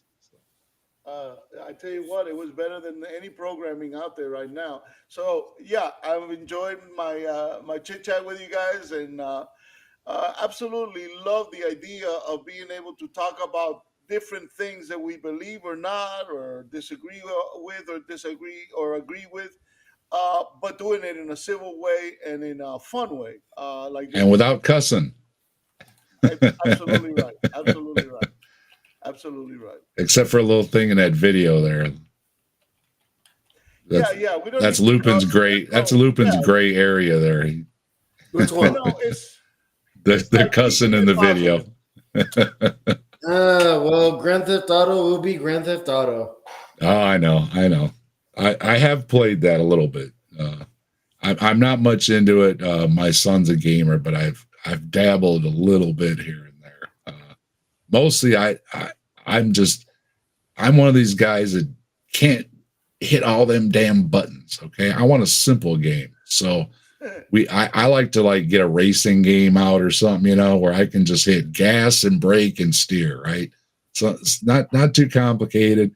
I can enjoy myself. I can enjoy the video game. And even if my kid beats me, it's all good. Right. Oh man, I can't even compete with some of these sweats sometimes. So sometimes I just gotta have a fun time if I do play some video games because I just appreciate the graphics. I started out with Pong and Atari. That's what I'm saying, man. I just love the graphics. Yeah, it's just amazing. Give up on this evolution theory, guys. It's freaking dead. Evolution is dead. Simulation theory actually has a future. You guys are holding on to some dead ass theory that's been a theory for so long because as far as we go in science, the more we realize it's just a joke. The more you think, we're all in the PlayStation 5 world. So. PS10. PS10. Okay. That'll be out pretty soon. Jesus Christ 10.0. For the evolutionists all hail Bigfoot. out there, for all the evolutionists out there, I have two words for you: DNA. That's not a word. And irreducible complexity. Irreducible complexity. Try those two. Look them up. Deoxynucleic acid. I'm not sure if that's a word either. Deoxyribonucleic acid. Okay, there we go. All right, there you go. Somebody will get it. I hear that cat meowing, and I know what that means. It's time to shut it down. Okay, well, shut it down then. Good night, gentlemen. And thanks talking for to you. having me. It was good, great conversation. And thanks. I see a lot of people were on both the channels. Looks like everybody was having pretty good conversations for the most part there. So, hey, good for you all. I hated it, Dave. You're the worst person I ever met. I know. I should have ate some baby. Next time I'll bring some babies for dinner. All right. Gosh, dude. I mean, you better have your camera on. Good night, Missing Mod. If I'm gonna get banned, I'm gonna get banned for something good. Oh, and hey, if everybody that knows Missing Mod's going to be on the Grassman Chronicles this Saturday. So stop by. I hope to see you then. Yeah, and apparently it's wrong for me to plug my own channel, but if you guys enjoy chats like this, I have them all the time. Just as long as take Dave as a shining example of the people that I enjoy talking to, and people like Paul Kamish. He's a great person to talk to. Atheists, talk to him all the time. Have no problem. So just want to say thank you very much, Dave, for entertaining us. I was expecting this to be about an hour and a half. We got on for 3 hours and 15 minutes, and I've had a blast. Me too. All right, guys. Well, I'm going to go ahead. I got a tear in my eye from laughing. So, amen. There you go. I got some emotions flowing. Let me kick you the heck out of here. Get out of here and go tend to your little pussy. All right, guys. Thank you guys for joining. Thank you, Dave, for coming in. Captain Desk. I really appreciate it. I really enjoyed the conversation. And for those of you that dislike me, dislike me. For those of you guys who found this interesting and can tolerate me, that's nice. But you guys have a good one. God bless everybody. I'll say that as a Christian. God bless.